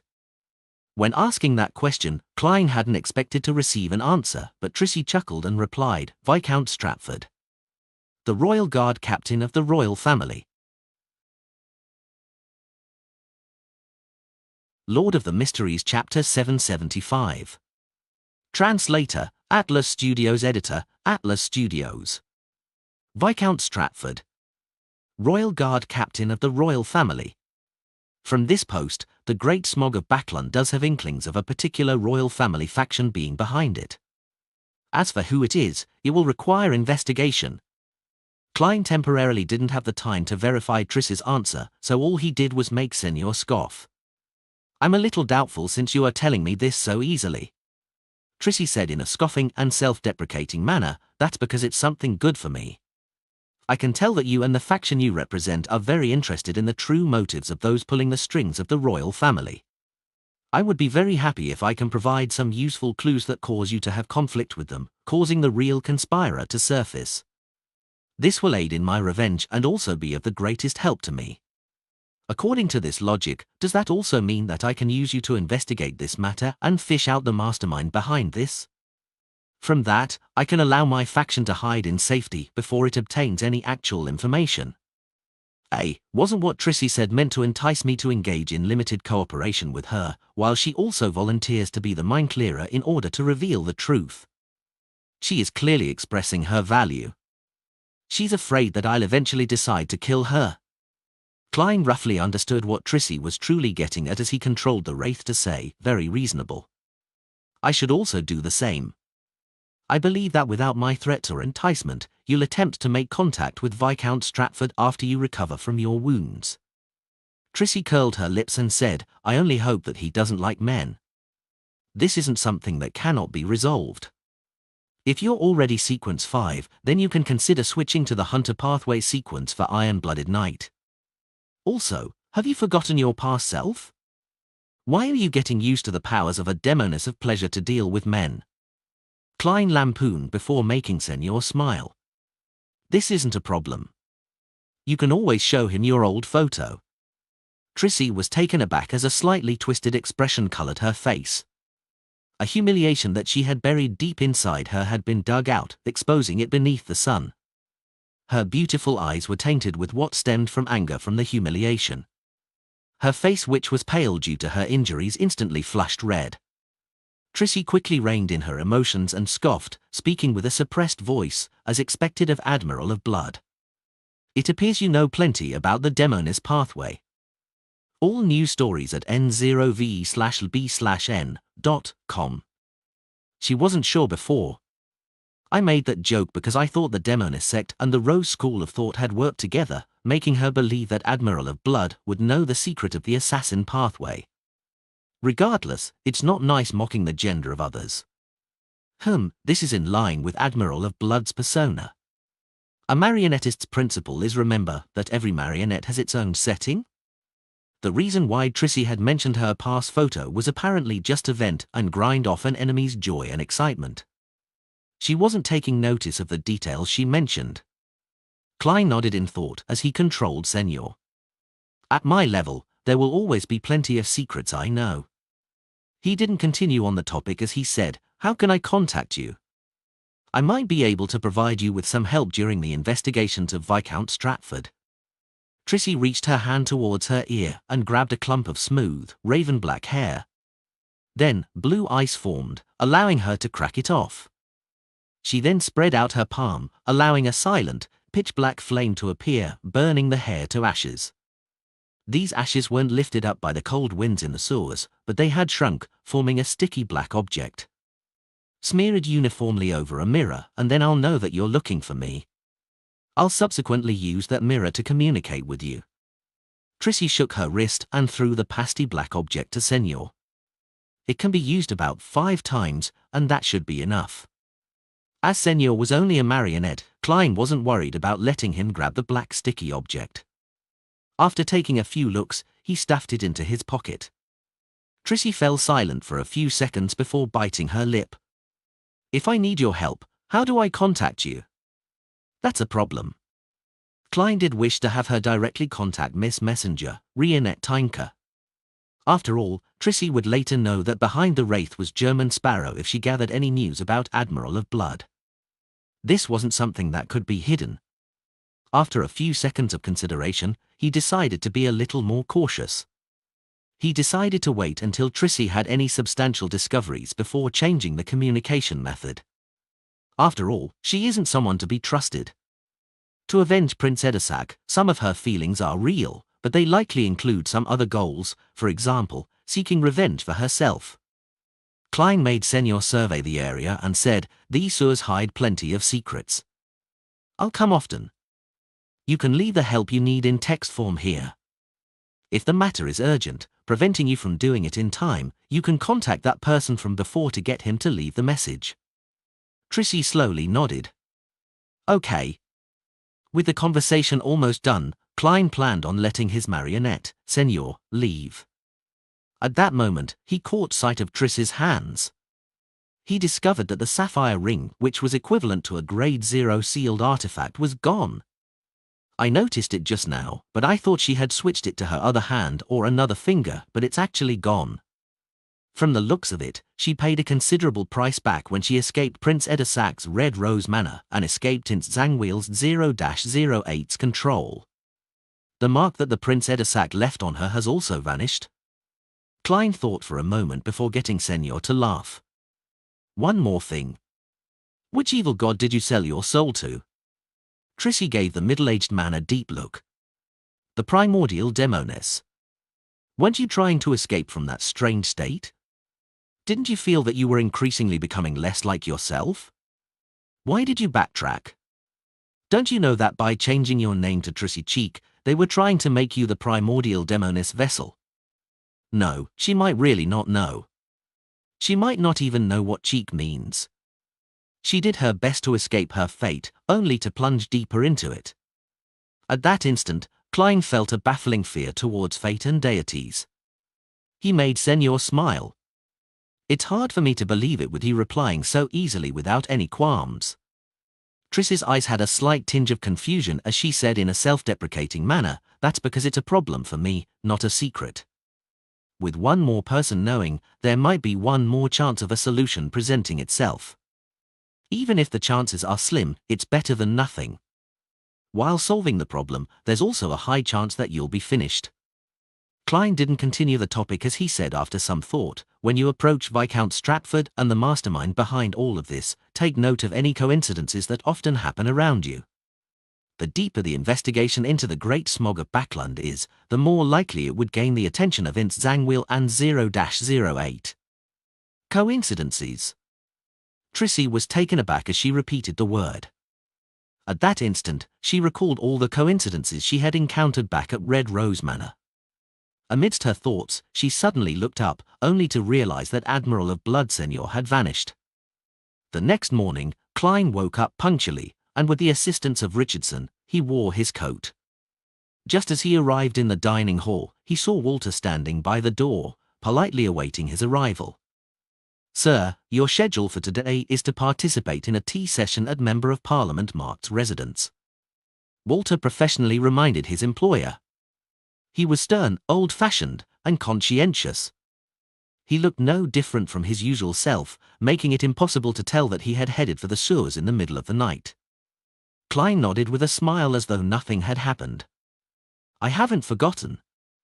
He then entered the dining hall and enjoyed an exquisite meal that had started showing signs of being repetitive. There's not enough variety for breakfast.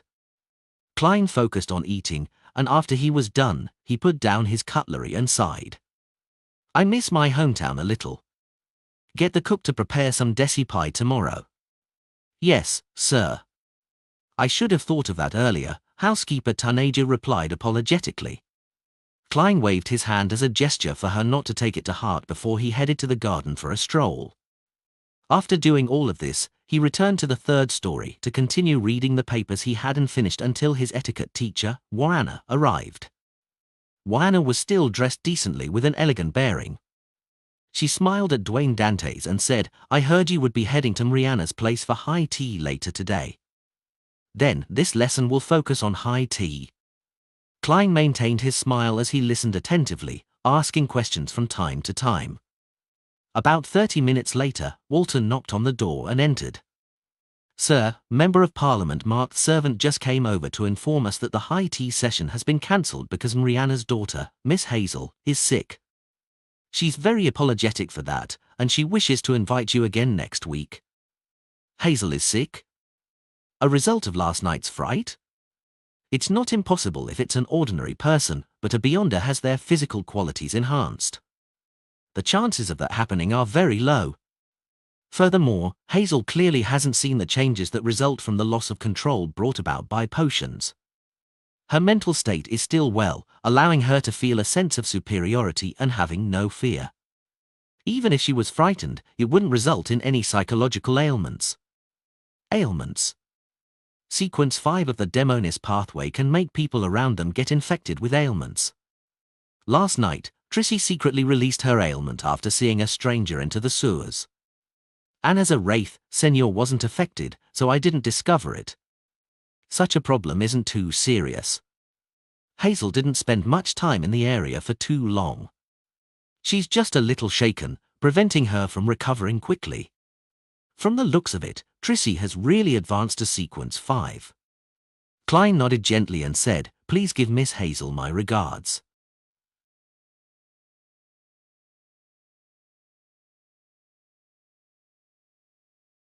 Lord of the Mysteries Chapter 776. Translator, Atlas Studios. Editor, Atlas Studios. Without the high tea session, Klein decided to pray at St. Samuel Cathedral, so as to show his devoutness. Of course, he didn't forget to stop and admire the white pigeons on the square, allowing himself to appear leisurely and calm. He entered the cathedral, passing through the murals that were illuminated by the sun from high above and arriving at a dark and deep prayer hall. This place wasn't as gorgeously decorated like the other churches that had all kinds of dazzling elegant taste that produced a visual impact. Instead, it was mild and peaceful, allowing one to feel a natural sense of tranquility. As for the pure light that resembled twinkling stars up ahead, they were filled with the intense solemnity of holiness. Klein removed his hat and handed it to Richardson along with his cane. Then, he walked down the aisle.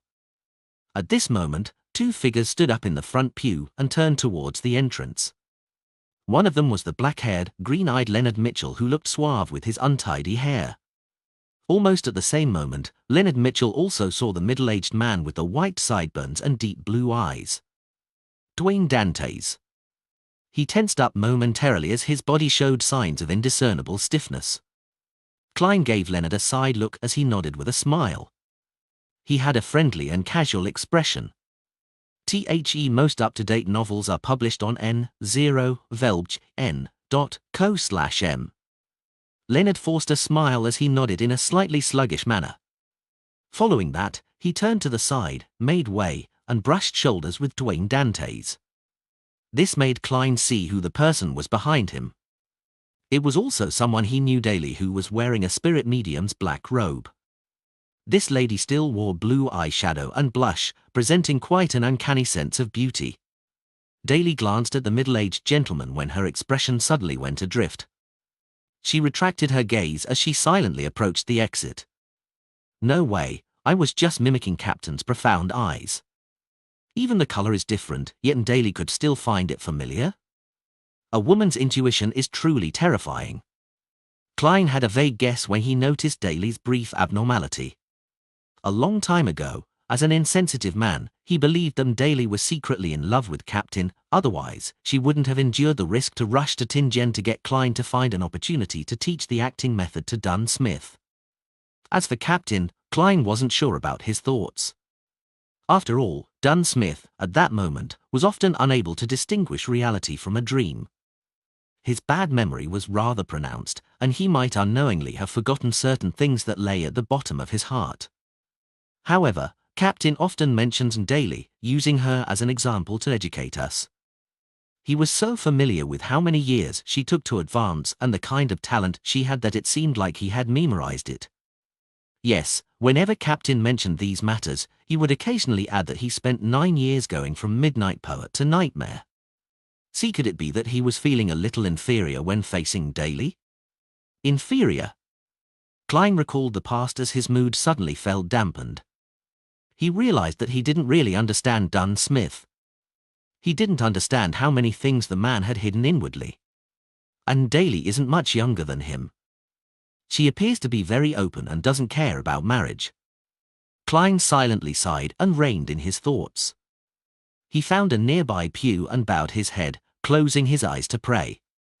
Outside the prayer hall, Leonard had recovered as he gathered with the other Red Gloves teammates with Daly. They waited for a while as Soist, who had become a spirit warlock, walked out from another side. He scanned them and said, "Our mission this time is to use the various clues discovered from the explosion of the Black Skeleton Gang's headquarters to find all the formal members of the numinous episcopate in Backland.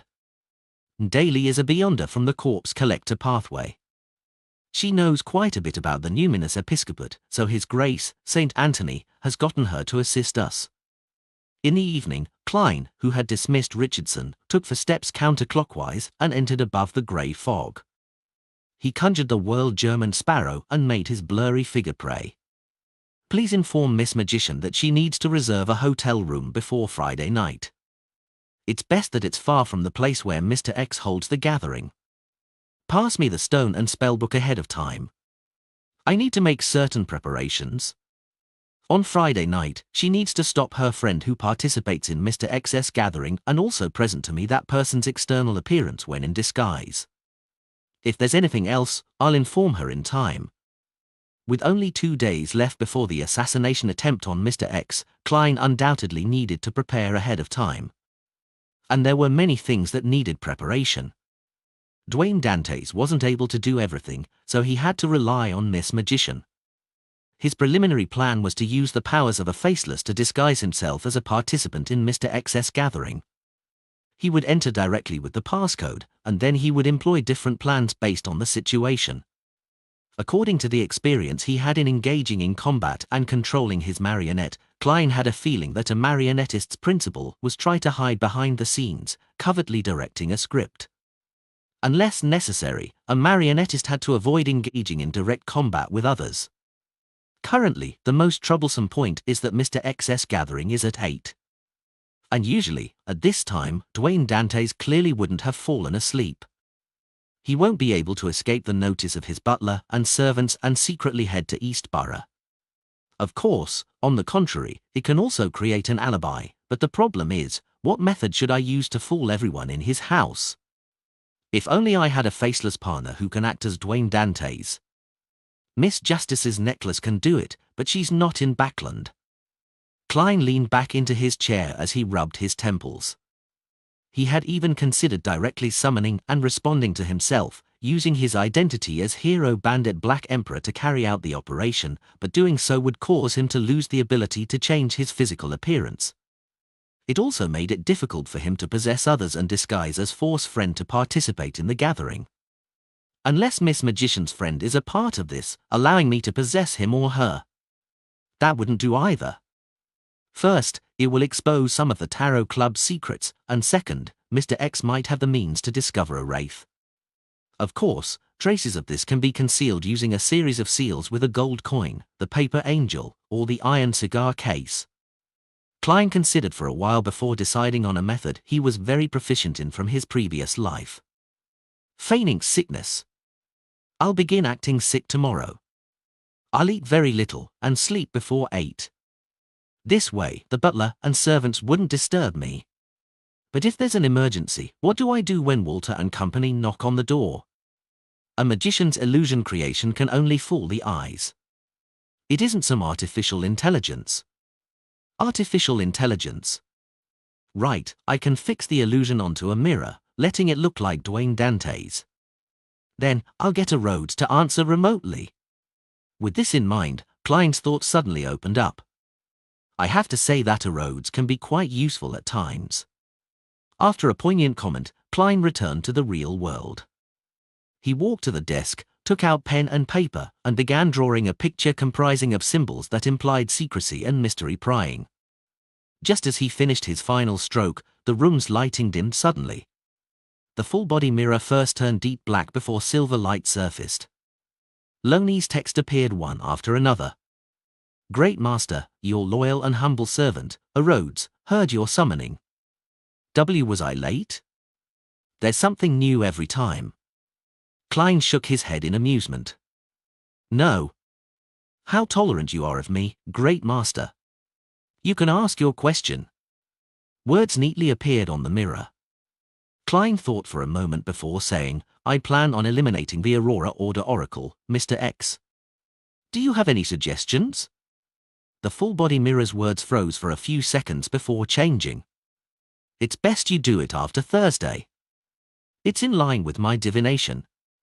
Angel of Fate Ouroboros or a saint of the Aurora Order might be around Mr. X tonight and on Thursday. Klein smiled and said, A Rhodes, I have something that requires your help. This is my honor. You are giving me an opportunity. Words quickly emerged, fully professing what it meant to be excited and delighted. May I ask what the mission is? Klein nodded and said, This Friday night, I will be using a mirror as an illusion prop, changing it to look like my present identity. If any emergencies happen, you're in charge of controlling the mirror to answer without letting anyone discover any abnormalities. Can you do it? The air around the full-body mirror suddenly gushed around, and a toady voice belonging to Dwayne Dante sounded. Great Master, I'll try my best to complete anything you command. Although it won't be able to last long, and it doesn't match my usual habits, it's enough to deal with everyone here. If you wish, I can simulate any voice. You're more talented than I expected. It's not easy being a mirror these days. However, why does that final statement sound odd?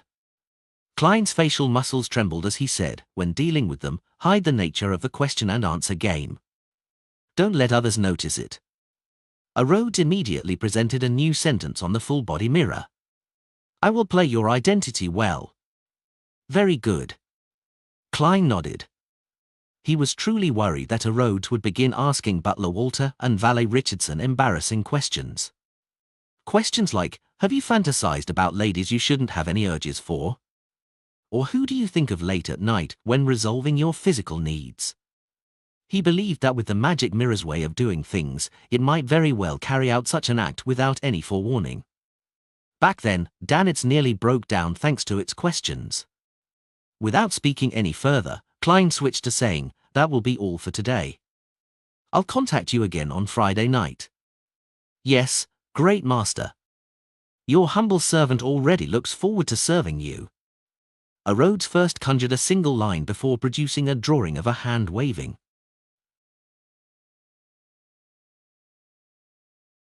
Lord of the Mysteries Chapter 777. Translator, Atlas Studios. Editor, Atlas Studios. On Friday afternoon, Klein, who had skipped a literary salon because of his feigned sickness, arrived above the grey fog once again. In front of him was a hard-covered, palm-sized notebook which was bronze green in color. It was Leymano's Travels which the Magician Force had provided. Most up-to-date novels are published on n0velbgn.co/m. After flipping the item which was closer to a spellbook over to a certain page, Klein looked at the yellowish-brown page, raised his hand, and summoned the Sea God Scepter from the junk pile. As he injected some of his spirituality into Leymano's travels, making it light up with a faint luster, he made the blue gem on the scepter's tip emit a bright light. A sizzling sound was produced as bolts of silver lightning appeared out of thin air. They were thick and menacing as they zapped about, meshing together to form a hurricane. At the same time, complicated symbols and labels quickly outlined themselves on the page of Leymano's travels. They overlapped each other and fused together, slowly taking shape. Just as the page was about to be colored in silver, bolts of lightning snaked out from it, causing all the patterns to be destroyed. It failed again. Klein sighed silently as he repeated the same process. This wasn't his first attempt. Ever since he obtained Leymano's travels on Wednesday night, he would head above the grey fog from time to time, using this spellbook to record the powers produced by the sea god scepter. He repeated it until his spirituality was nearly drained, forcing him to return to the real world to take a break. During this process, there were successes and failures. Klein relied on repeated attempts before completing the final step, recording the lightning storm spell, which he had eyed for a very long time.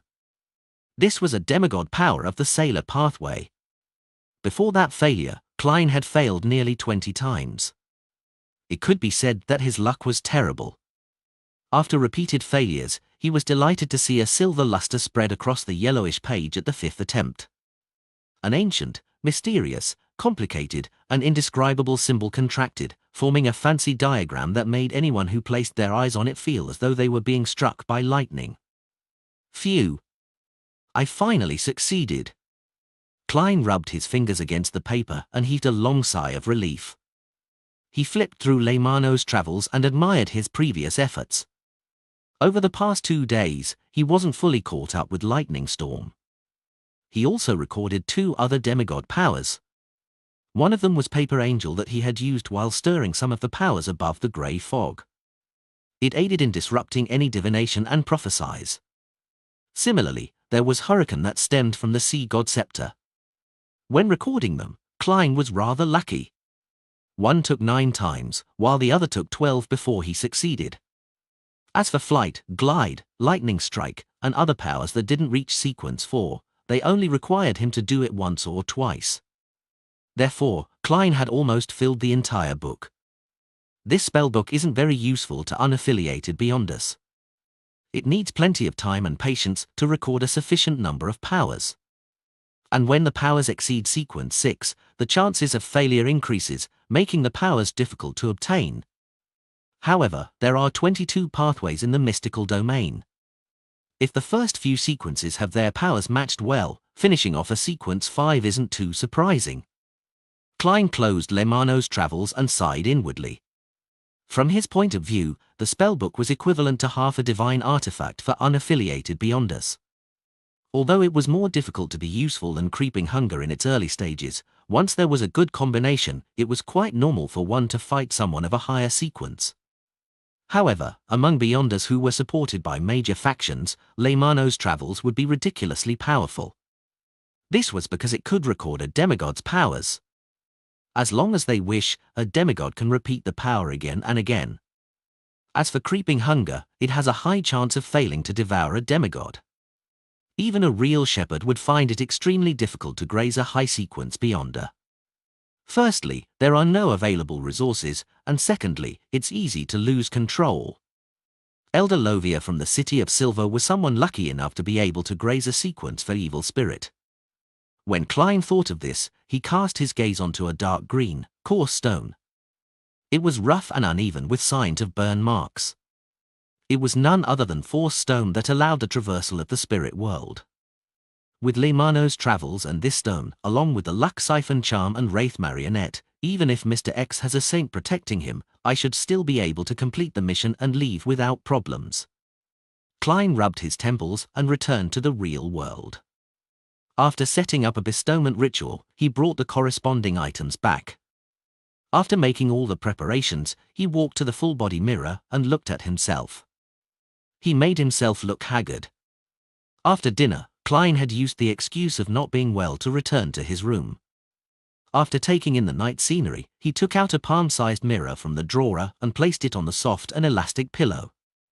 Then, Klein went over, making the mirror reflect the blue-eyed, white-sideburned Dwayne Dantes.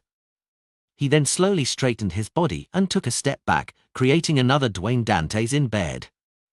This gentleman was wearing silk pajamas and leaning against a pillow. He held a book in hand with his eyes half closed as though he was in thought. Not bad, the mirror illusion isn't weaker than a paper figurine illusion. Klein returned to the desk and picked up a fountain pen, drawing the strange symbol that was a mixture of secrecy and mystery prying. After a brief silence, the Dwayne Dantes in bed suddenly opened his eyes and gave a toady smile. "Great master, your loyal and humble servant, a Rhodes, is here." I have to say that even with Dwayne Dantes's face, there's no way he can look normal with that kind of smile. Klein silently sighed and nearly turned to look to his side. "Very good," he praised with a nod. He didn't give any other instructions. With a half-top hat, he slid down from the balcony to the first floor. He followed the secluded garden trail and flipped over the corner perimeter wall of 160 Beauclund Street. During this process, he hadn't forgotten to close the windows. Pressing his right hand on his hat and landing his feet on the streets, Klein slowly looked up. At some point in time, his facial features and outline had changed. He had black hair and brown eyes, with a thin and angular face. This was the crazy adventurer, German Sparrow, who had a bounty of £50,000 from just a single country. The hunt was about to begin. Share would be yonder. Zio, who was just about to head out to East Borough to participate in Mr. XS Beyond a gathering, was stopped by Force. "You want to head out to gather material?" Zio deliberated before saying the words her friend often used. Force stroked her hair and said, "No, to earn money. I previously accepted a mission to find the dust left behind after a ghost fades away. As you know, there aren't any ghosts at the cemetery. They've all been given a send-off by the priests and bishops to their respective deities' kingdom. Therefore, I can only head over to East Borough and find targets that died due to various reasons without being discovered. Can you bear letting such a beautiful and frail lady like me head into such a messy place alone? But can't you push it back a day?" Zio said hesitantly. "I'm planning to participate in Mr. XS gathering." Force immediately shook her head. "No, I need to complete the mission tomorrow. It's a total of £50. If it's due tomorrow, why didn't you do it the past few days?" Zio looked suspiciously at her friend. Force chuckled. "Is this your first day knowing me? Don't you know I have a severe case of procrastination? Besides, you have no money. What's the point of going to Mr. XS gathering? You don't even know what Beyonder ingredients you need." "That's true." Zio was convinced before she smiled. "Does every author have a sickness of procrastination?" "Probably." As Force perfunctorily replied, she secretly heaved a sigh of relief. In the East Borough, inside a cheap motel, Klein entered the room which Miss Magician had reserved for him under a fake alias.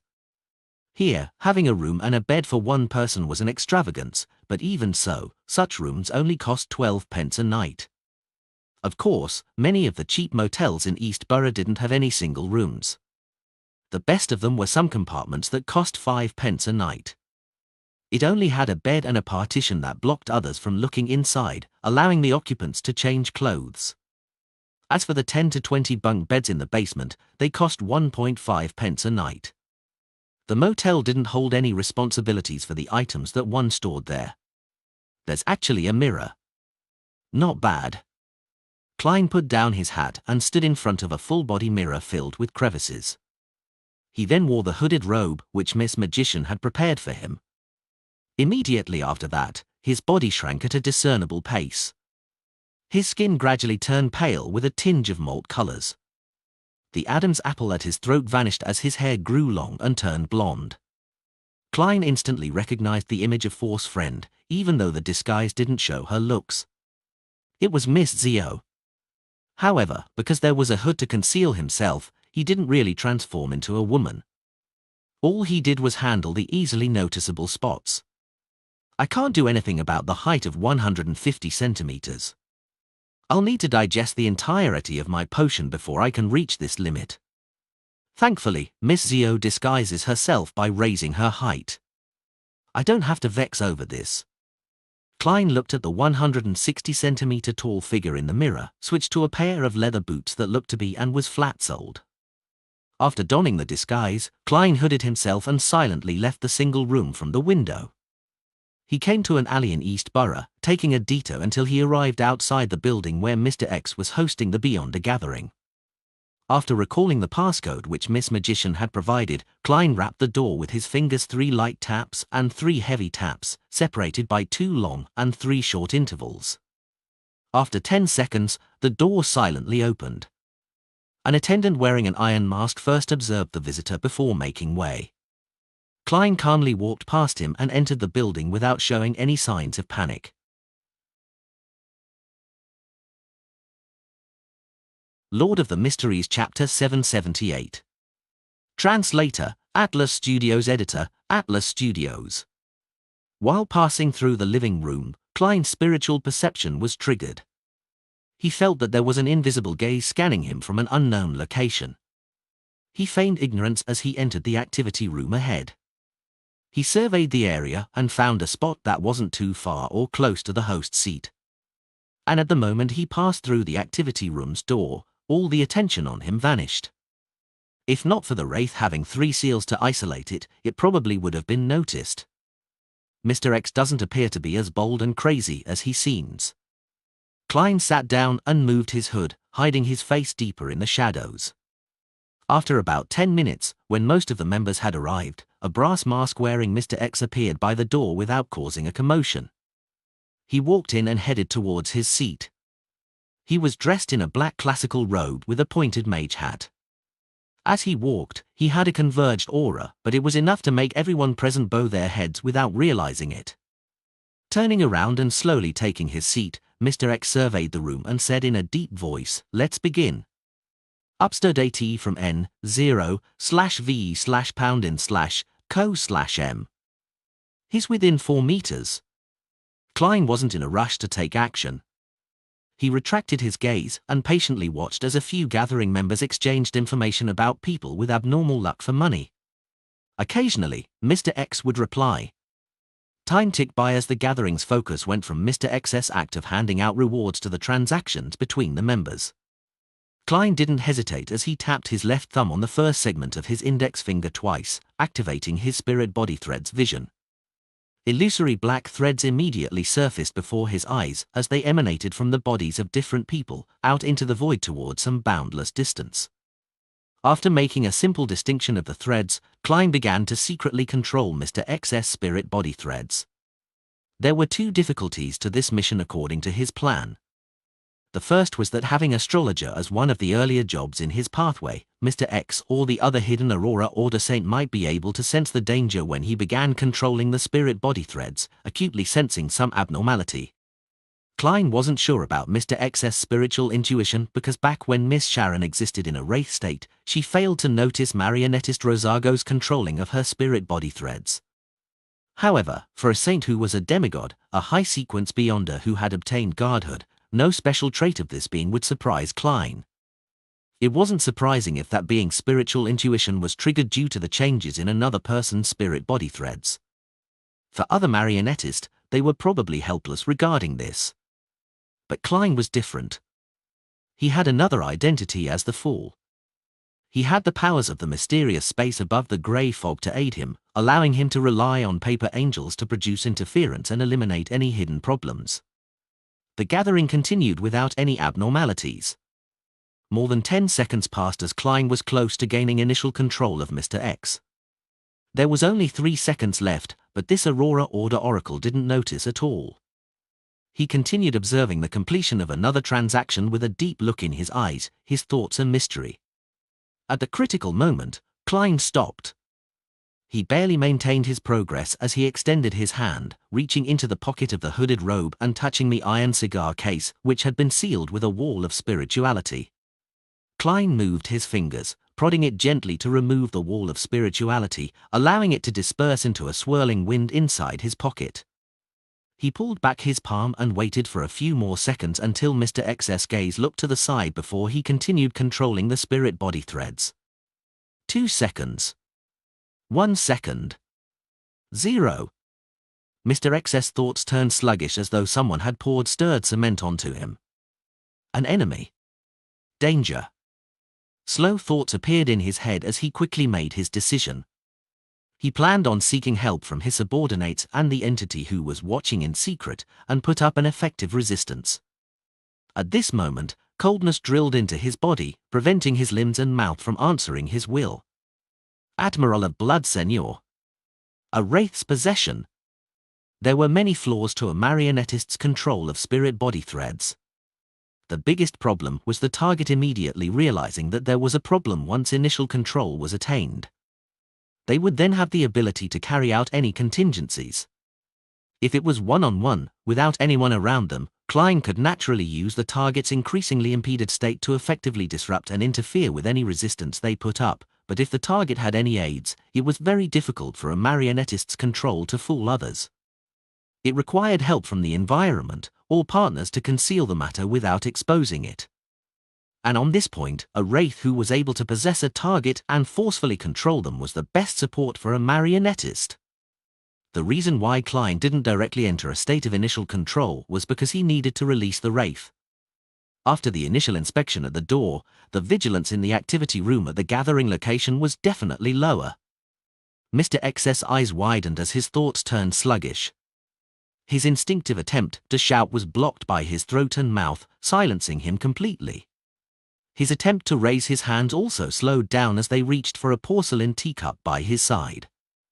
This completely violated his will. It was because of the cold aura that occupied every corner of his body. Wraith. Marionettist. No. If this continues, I'll die silently. Mr. X immediately controlled his spirituality as he constructed complicated symbols and labels in his mind. He was just about to open a traveler's door, which was also the door of teleportation, to escape the marionettist's control range. Compared to that, a wraith's possession was relatively less dangerous. But amidst his sluggish thoughts, the illusory symbols and labels failed to appear all at once. Instead, they appeared one stroke after another in a discontinuous manner and at an insufficient speed. Seizing this opportunity, Wraith Senor, who was possessing Mr. X, under marionettist Klein's control, simply moved Mr. X's head, changing his seating position. Such an action instantly interrupted the formation of the traveler's door. Oh no. My reaction is too slow. It will be interfered by the wraith. Use mystical item. Mr. X's eyes filled with blood, but none of his subordinates around him noticed it. Even the one watching in secret didn't notice any abnormalities. As for the gathering members who were interacting and trading, they lowered their voices because of his change in seating posture. At that moment, the activity room was filled with people.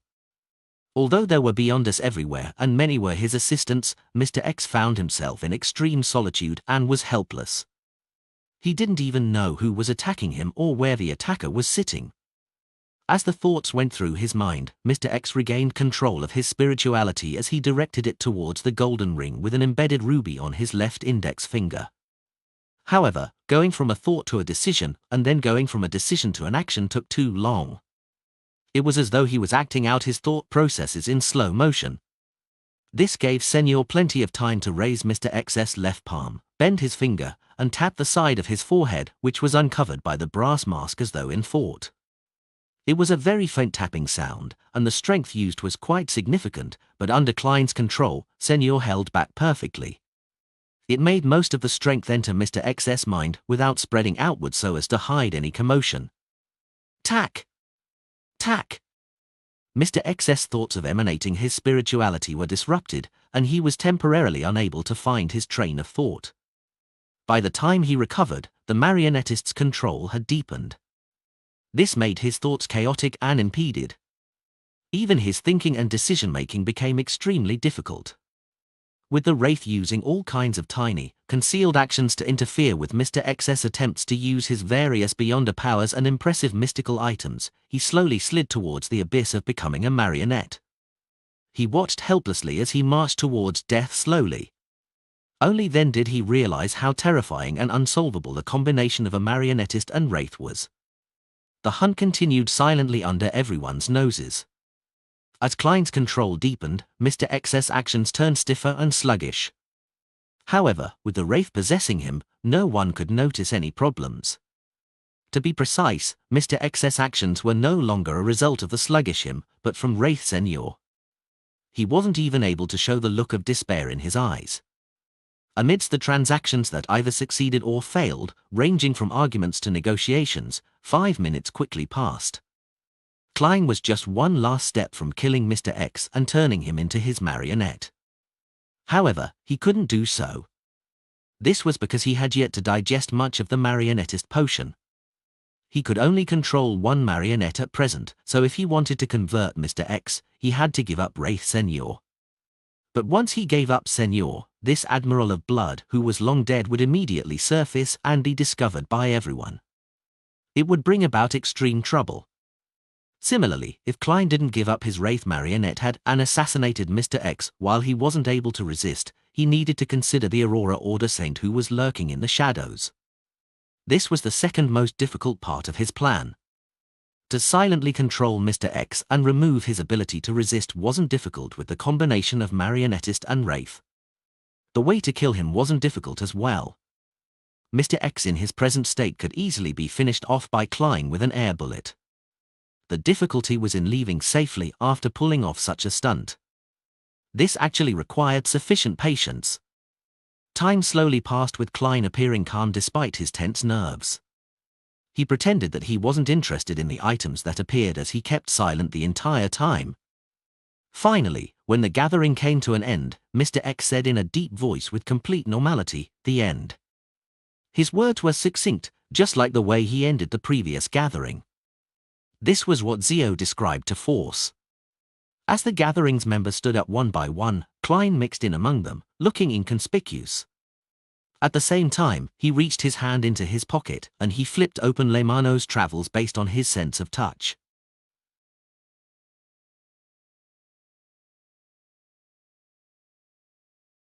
Lord of the Mysteries Chapter 779. Translator, Atlas Studios. Editor, Atlas Studios. The 3 types of paper in Leimano's travels clearly had different textures. The white paper that could only record sequence 7, 8, and 9 powers was thin, smooth and flat. The yellowish-brown goatskin, which could record sequence 5 and 6 powers, were very pliable like tanned leather. The 3 charred yellow pages that could record guard-had powers were thick and textured. Together, they allowed someone to quickly distinguish between them simply from touch. Klein's fingers quickly found the thick and textured 3 pages as he gently pinched the middle page. Although his pocket wasn't large enough, preventing him from fully opening Leimano's travels, the hooded robe was personally modified by Force herself. The pocket had plenty of space, allowing the palm-sized spellbook to be flipped to a right angle. As Klein used his palm to prevent Leimano's travels from closing, he used his finger to slide across the corresponding page's surface. The surface had slight bumps and depressions, making the strange patterns and symbols that were filled with mystery and ancient vibes be directly presented in his mind. He injected his spirituality into it. This charred yellow page recorded a demigod power of the storm pathway, Hurricane. Klein wanted to use it to create chaos, so as to interfere with the Aurora Order Saint who was lurking in the darkness. By doing so, he could seize the opportunity to assassinate Mr. X and escape with the help of the wind. Aside from this goal, the chaos could also effectively hide his tracks. By letting the members of the gathering scatter, and with everyone's identity being a mystery, doing so made everyone be a suspect. The Aurora Order would then find it difficult to pinpoint Zio. As his thoughts whirred, Klein locked his gaze onto a spot, and he slowly pulled out Leimano's travels. Meanwhile, Mr. X took 2 steps to Klein's side, standing near him like he was a friend he hadn't seen in years. Following that, there was a loud buzz as a terrifying hurricane spiraled out of control in front of everybody. It was where Klein had targeted his spirituality at.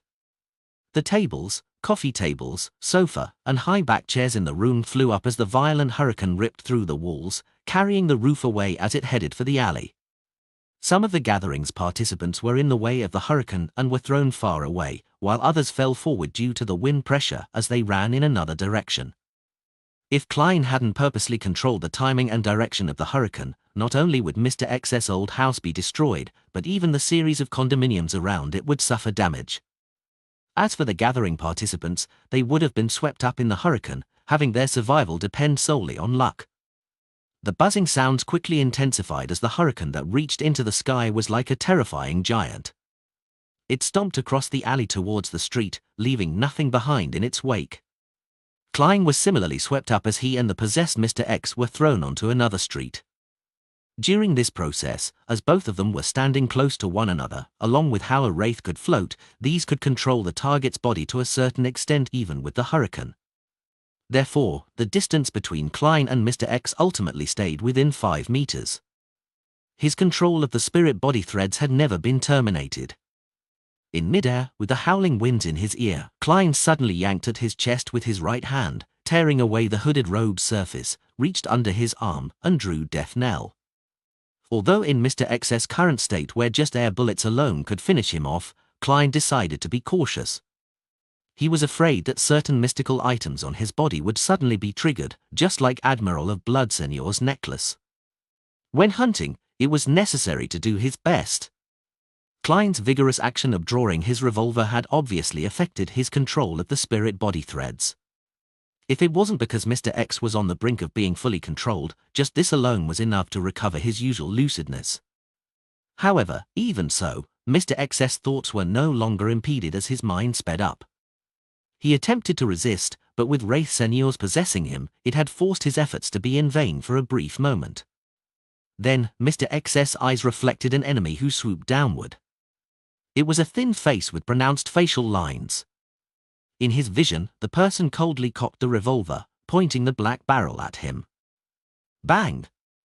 Klein didn't hesitate to pull the trigger as the gunshot was drowned by the howling winds. Mr. X's head jerked backwards as though an invisible hand had pressed onto it. His head and brass mask shattered into pieces, splattering red and white liquids everywhere. It was a lethal shot.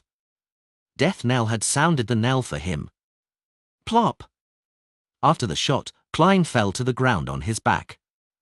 With a thud, Mr. X landed beside him as the blood and fragments that scattered in midair had strangely flowed back, gathering by his neck and forming a head filled with cracks and crevices. This was the ability of a wraith.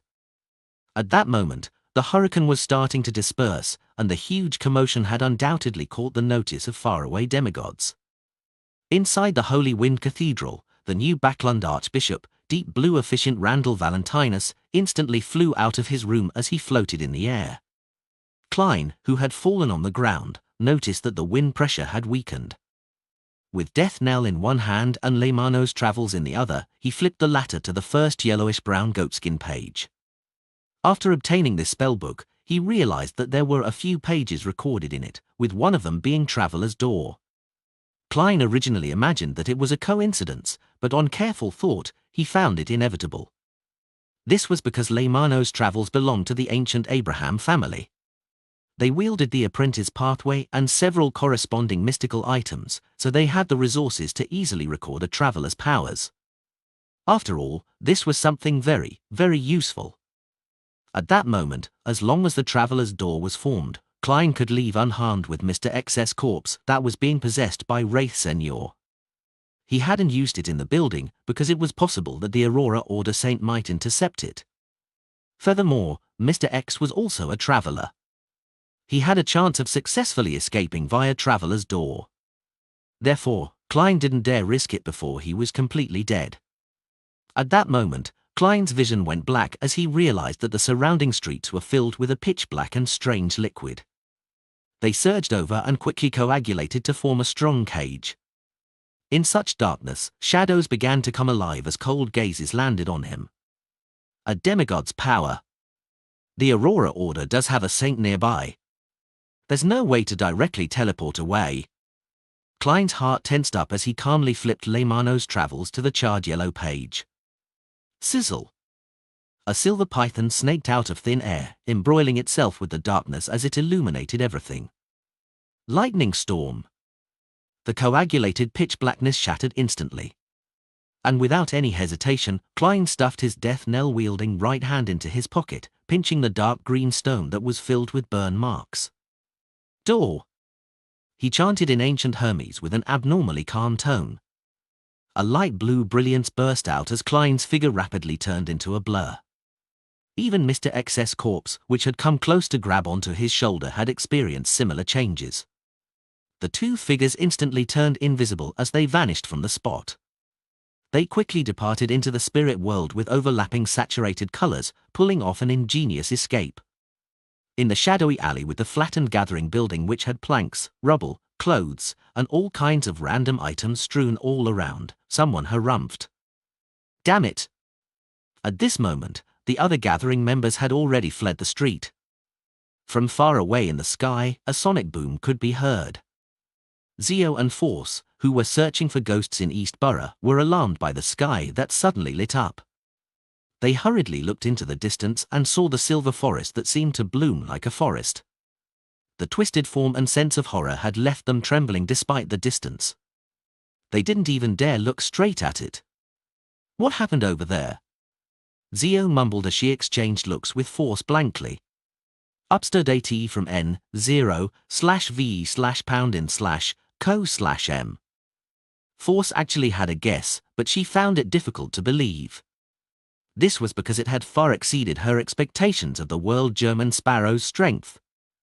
In a dark alley, Klein appeared out of thin air with Mr. X's corpse as they landed on the ground. He wasn't flustered at all. He kept Death Knell in his pocket and then took out another book. Grozel's Travels. Smack! Klein smacked the book written by Dragon of Imagination Ankwelt onto Mr. X's face, staining the cover with blood. Moments later, Mr. X's corpse vanished, leaving behind Wraith Senior in his dark red coat and old triangular hat. Right on the heels of that, Klein put away Grozel's Travels, flipped open Leymano's Travels and made another charred yellow page face up. Suddenly, a bright light emitted from the book as an illusory angel with 12 wings flew up and landed on Klein. All of this happened in an instant before darkness returned to the alley. Only the dim moonlight continued illuminating the area silently. Klein immediately took out another metal bottle, poured out the blood stored inside, and uniformly smeared it across Leymano's Travels. After doing all of this, he put away everything else, pulling away the hooded robe and throwing it beside him. A scarlet flame immediately soared up, burning the tattered robe clean. Meanwhile, Klein silently grew another 10 centimeters as he transformed into a relatively ordinary appearance. Then, he identified his bearings with the help of the stars, and he picked up a fallen branch to assist him as he quickly toured through the dark and deteriorated streets, returning back to the cheap motel. At this point, he still had no idea what additional weakness he had been given. Inside the single room in the motel, Klein changed into his own clothes, turning back into German Sparrow. Seeing this thin and cold-looking crazy adventurer in the mirror, he fell silent for a few seconds, picking up the half-top hat and wearing it. Above the flattened building, Church of Storms Cardinal, Backlund Diocese Archbishop, Deep Blue Officiant Randall Valentinus, who had failed in capturing anyone, looked down in silence for an extended period of time. 160 Beauclun Street. Upon seeing the visitor outside, Butler Walter asked in surprise, "Your Excellency, why are you suddenly here? Is there something?" Bishop Electra chuckled and said, "I heard that Dwayne is sick, so I'm here to visit him. Perhaps he will quickly recover under the goddess's blessings." Lord of the Mysteries Chapter 780. Translator, Atlas Studios. Editor, Atlas Studios. Walter came to the third story and rapped on the master bedroom's door. "Who is it?" Dwayne Dante's slightly weak and hoarse voice sounded. Walter turned the doorknob, opening a tiny crack in the door. "Sir, Bishop Electra is here to visit you. Do you wish to meet him in the living room or activity room, or should he be invited directly to your bedroom? Usually, visitors weren't permitted to enter the master's bedroom." This was rather impolite, but visiting the sick was an exception. After a brief silence, Dwayne Dantes replied, "Invite him into the bedroom." "All right, sir." As Walter gestured Richardson to urge a maid to prepare some tea, he walked down and invited Bishop Electra of the Church of Evernight up. Soon, Electra entered the bedroom and saw Dwayne Dantes lying in bed, looking haggard. "Richardson, get the bishop a seat," the pale Dwayne Dantes said with a smile. Richardson had already done so. He immediately moved a high-back chair to a spot near the bed. However, Electra took a few steps forward to observe the new tycoon in town and asked in concern, "Dwayne, how are you? Did you consult a physician?" His spiritual perception wasn't triggered, so he didn't make any attempts. He was only visiting a pious believer out of concern. Dwayne Dantes coughed lightly and smiled. "I'm actually almost recovered. I believe I'll be able to head over to church tomorrow or the day after tomorrow to listen to your preachings." "That's good. I was wondering if I needed to pray to Goddess to bless you." Electra chuckled and took a step back before sitting on the chair which Richardson had brought for him. At this moment, Dwayne Dantes glanced at the bishop and chuckled. "Actually, I've always had a question. Are clergymen of the Church of the Goddess allowed to get married?" Electra, who was 2 years short of reaching 40, sighed and smiled. "This question has actually troubled us for the longest time. In ancient times, the archbishops had engaged in intense debates about this on several theosophical meetings. One side believed that servants of the goddess need to maintain their purity, be it men or women, otherwise it would be sacrilegious. The other side found words from the goddess in the Revelation of Evernight and other books, believing that the goddess encouraged marriage.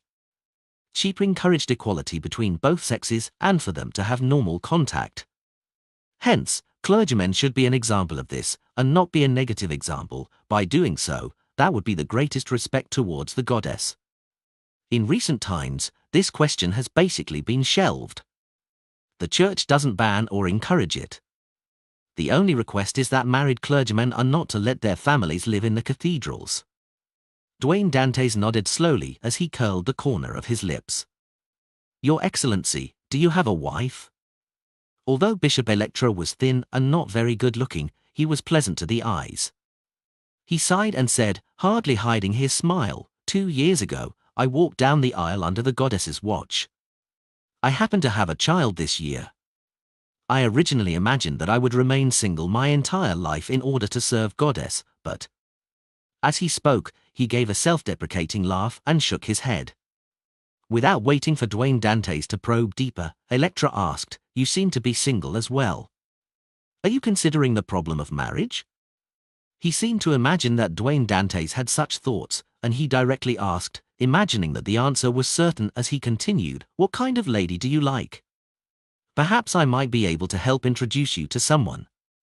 Dwayne Dantes coughed lightly and said with a smile, "I often chose adventures to amass wealth in the past, so I wasn't willing to get married, afraid I would drag her down. I like many types of women and am not picky. I like those older than me, ones who can give me warmth and make me feel at ease." Before he finished, his valet, Richardson, wore a stunned expression. He hurriedly turned his head aside and lowered it. He felt his face burning for some baffling reason. Dwayne Dantes didn't seem to sense it as he continued, "I also like those younger than me, those who are pure and lively, making anyone who sees them feel as though it's dawn because of the radiance they aren't aware of." Bishop Electra's face suddenly froze as he raised his palm and clenched it into a fist as he held it to his mouth and coughed twice. Yet, Dwayne Dantes didn't stop. He shook his head and said with a sigh, "I also like those who were once in love or were married so that people wouldn't dare approach due to their status, women who can only be viewed from afar. They are so charming that each action of theirs are so intoxicating and irresistible. I often dream." Butler Walter, who was standing nearby, trembled. He felt as though he had experienced a dream that he didn't wish to wake up from despite opposing it greatly. He had no idea if it was a good or bad dream. Dwayne Dantes was about to continue to describe further, but he stopped producing any sound after opening his mouth. He then chuckled softly. "That's all very normal. When humans are at their limits and are under the influence of their senses, they often have some abnormal thoughts. As long as they're repressed while acting in line with one's will, it wouldn't feel like torture. one would still be a husband, a good father, a good man. That's very reasonable. When I'm incensed, I often have irrational thoughts, but few people will turn them into reality. Bishop Electra ingeniously changed the subject. As for Butler Walter and Valet Richardson, they revealed looks of contemplation. The bishop didn't stay long. After drinking a few sips of the Marquis black tea that the maid delivered, he got up and bade farewell, leaving Dwayne Dantes' residence. The room quickly turned quiet as the window at the balcony silently opened. Klein, who had changed back into Dwayne Dantes, agilely leaped inside. Thankfully, I returned in time. If I allowed Rhodes to continue speaking, Bishop Electra would probably renounce a pious believer like me. Perhaps I'll even discover Walter and Richardson hanging from their rooms tomorrow morning, and the streets would have rumors of Dwayne Dantes being a pervert. Klein looked at the fake Dwayne on the bed and sighed silently. That final response had been personally formulated by him, and he got Rhodes to read it. Of course, this was his contingency plan for the worst possible scenario. He had believed that Rhodes wouldn't have made the situation develop that far. "Welcome back, great master." The Dwayne Dantes in bed bowed and greeted. "Did your loyal and humble servant, Rhodes, do well?" Hearing the mirror stammer the question, Klein sighed and said, "It's still all right. You did pretty good. However, try not to agitate others when chatting." "I will take note." The fake Dwayne Dantes rapidly vanished as a small mirror appeared on the pillow. Above the mirror, silver light bloomed as words appeared. "Thank you for your affirmation. I will continue following in your footsteps. I look forward to being of service to you the next time, Tilda." After a goodbye expression was sketched out, the mirror returned to normal. Klein went close to it and put away the mirror before entering the bathroom attached to the master bedroom. He took 4 steps counterclockwise and headed above the grey fog. He wanted to complete the grazing before Mr. X's spirit body dispersed. In the book world, inside a cave on a snow-laden mountain peak. Klein looked at Mr. X's corpse and carefully identified the head that had been pieced together from the fragments. He matched it with his memories of the target's picture which Miss Magician had provided him. "It's him. I hope I'll obtain traveling and record. With them, I would make a killing with this operation. Otherwise, I'll have to consider getting Miss Magician to pay more." The difficulty between hunting a Sequence 5 and that of facing a demigod are 2 completely different matters. As Klein thought, he reached out his left palm and spread open his fingers, aiming at the corpse whose spirituality hadn't completely dispersed. Creeping hunger quickly transformed back into its original form, looking as though it was made of thin human skin, 2 eyes split open in the middle of its palm. Its pupils were bright red, as though they were dyed in blood. Amidst a cold and eerie wind, Mr. X's significantly dispersed spirit body and the resplendent beyond specks of light that resembled the Milky Way drilled into creeping hunger, fixing onto a blank finger. Upstairs AT from N0/V/pound/co/M. Creeping hunger first turned transparent as if it was a shadow of the spirit world before returning to normal. Klein closed his eyes and sensed it as his brows gradually eased. A smile surfaced on his face. His luck was pretty good this time because he had drawn one of the Beyonder powers he wanted the most, Traveler's Door. It could also be called Door of Teleportation, Teleportation, or Traveling. Its effect was to allow a person to traverse the spirit world while sensing the external world. Beyonders of different sequences could endure traveling for different periods of time due to the differences in their spirit body's potency. This made the effects of spirit world traversal and the distance differ. If it's a sequence 9 or 8, they wouldn't be able to go beyond Backland. With my present level, I wonder if I can directly head to the primitive island which Mr. Hangman provided. If that doesn't work, I can split it into a few trips. Klein thought as he smiled. At this point, he realized that a traveler's strength in head-on combat was very powerful. This was because the difficulty in using short-distance traveling was about the same as flaming jump. This also meant that a traveler could keep phasing around a target, opening up and narrowing distances as they pleased. This would catch people by surprise while also preventing them from inflicting a successful blow. Furthermore, if plenty of powers were recorded and the vigilance that accompanies immediately departing once something felt amiss, Klein suspected that even with lightning storm and hurricane, he had no way of restraining a traveler in direct combat. Indeed, a marionettist should try to hide behind the shadows. As Klein thought poignantly, he cast his eyes on Mr. X's corpse. Creeping hunger had also obtained another beyond a power. It was door opening of the apprentice sequence. It was equivalent to a very weakened version of traveling and was of little value. Turning his gaze, Klein's eye noticed the ruby ring on Mr. X's hand.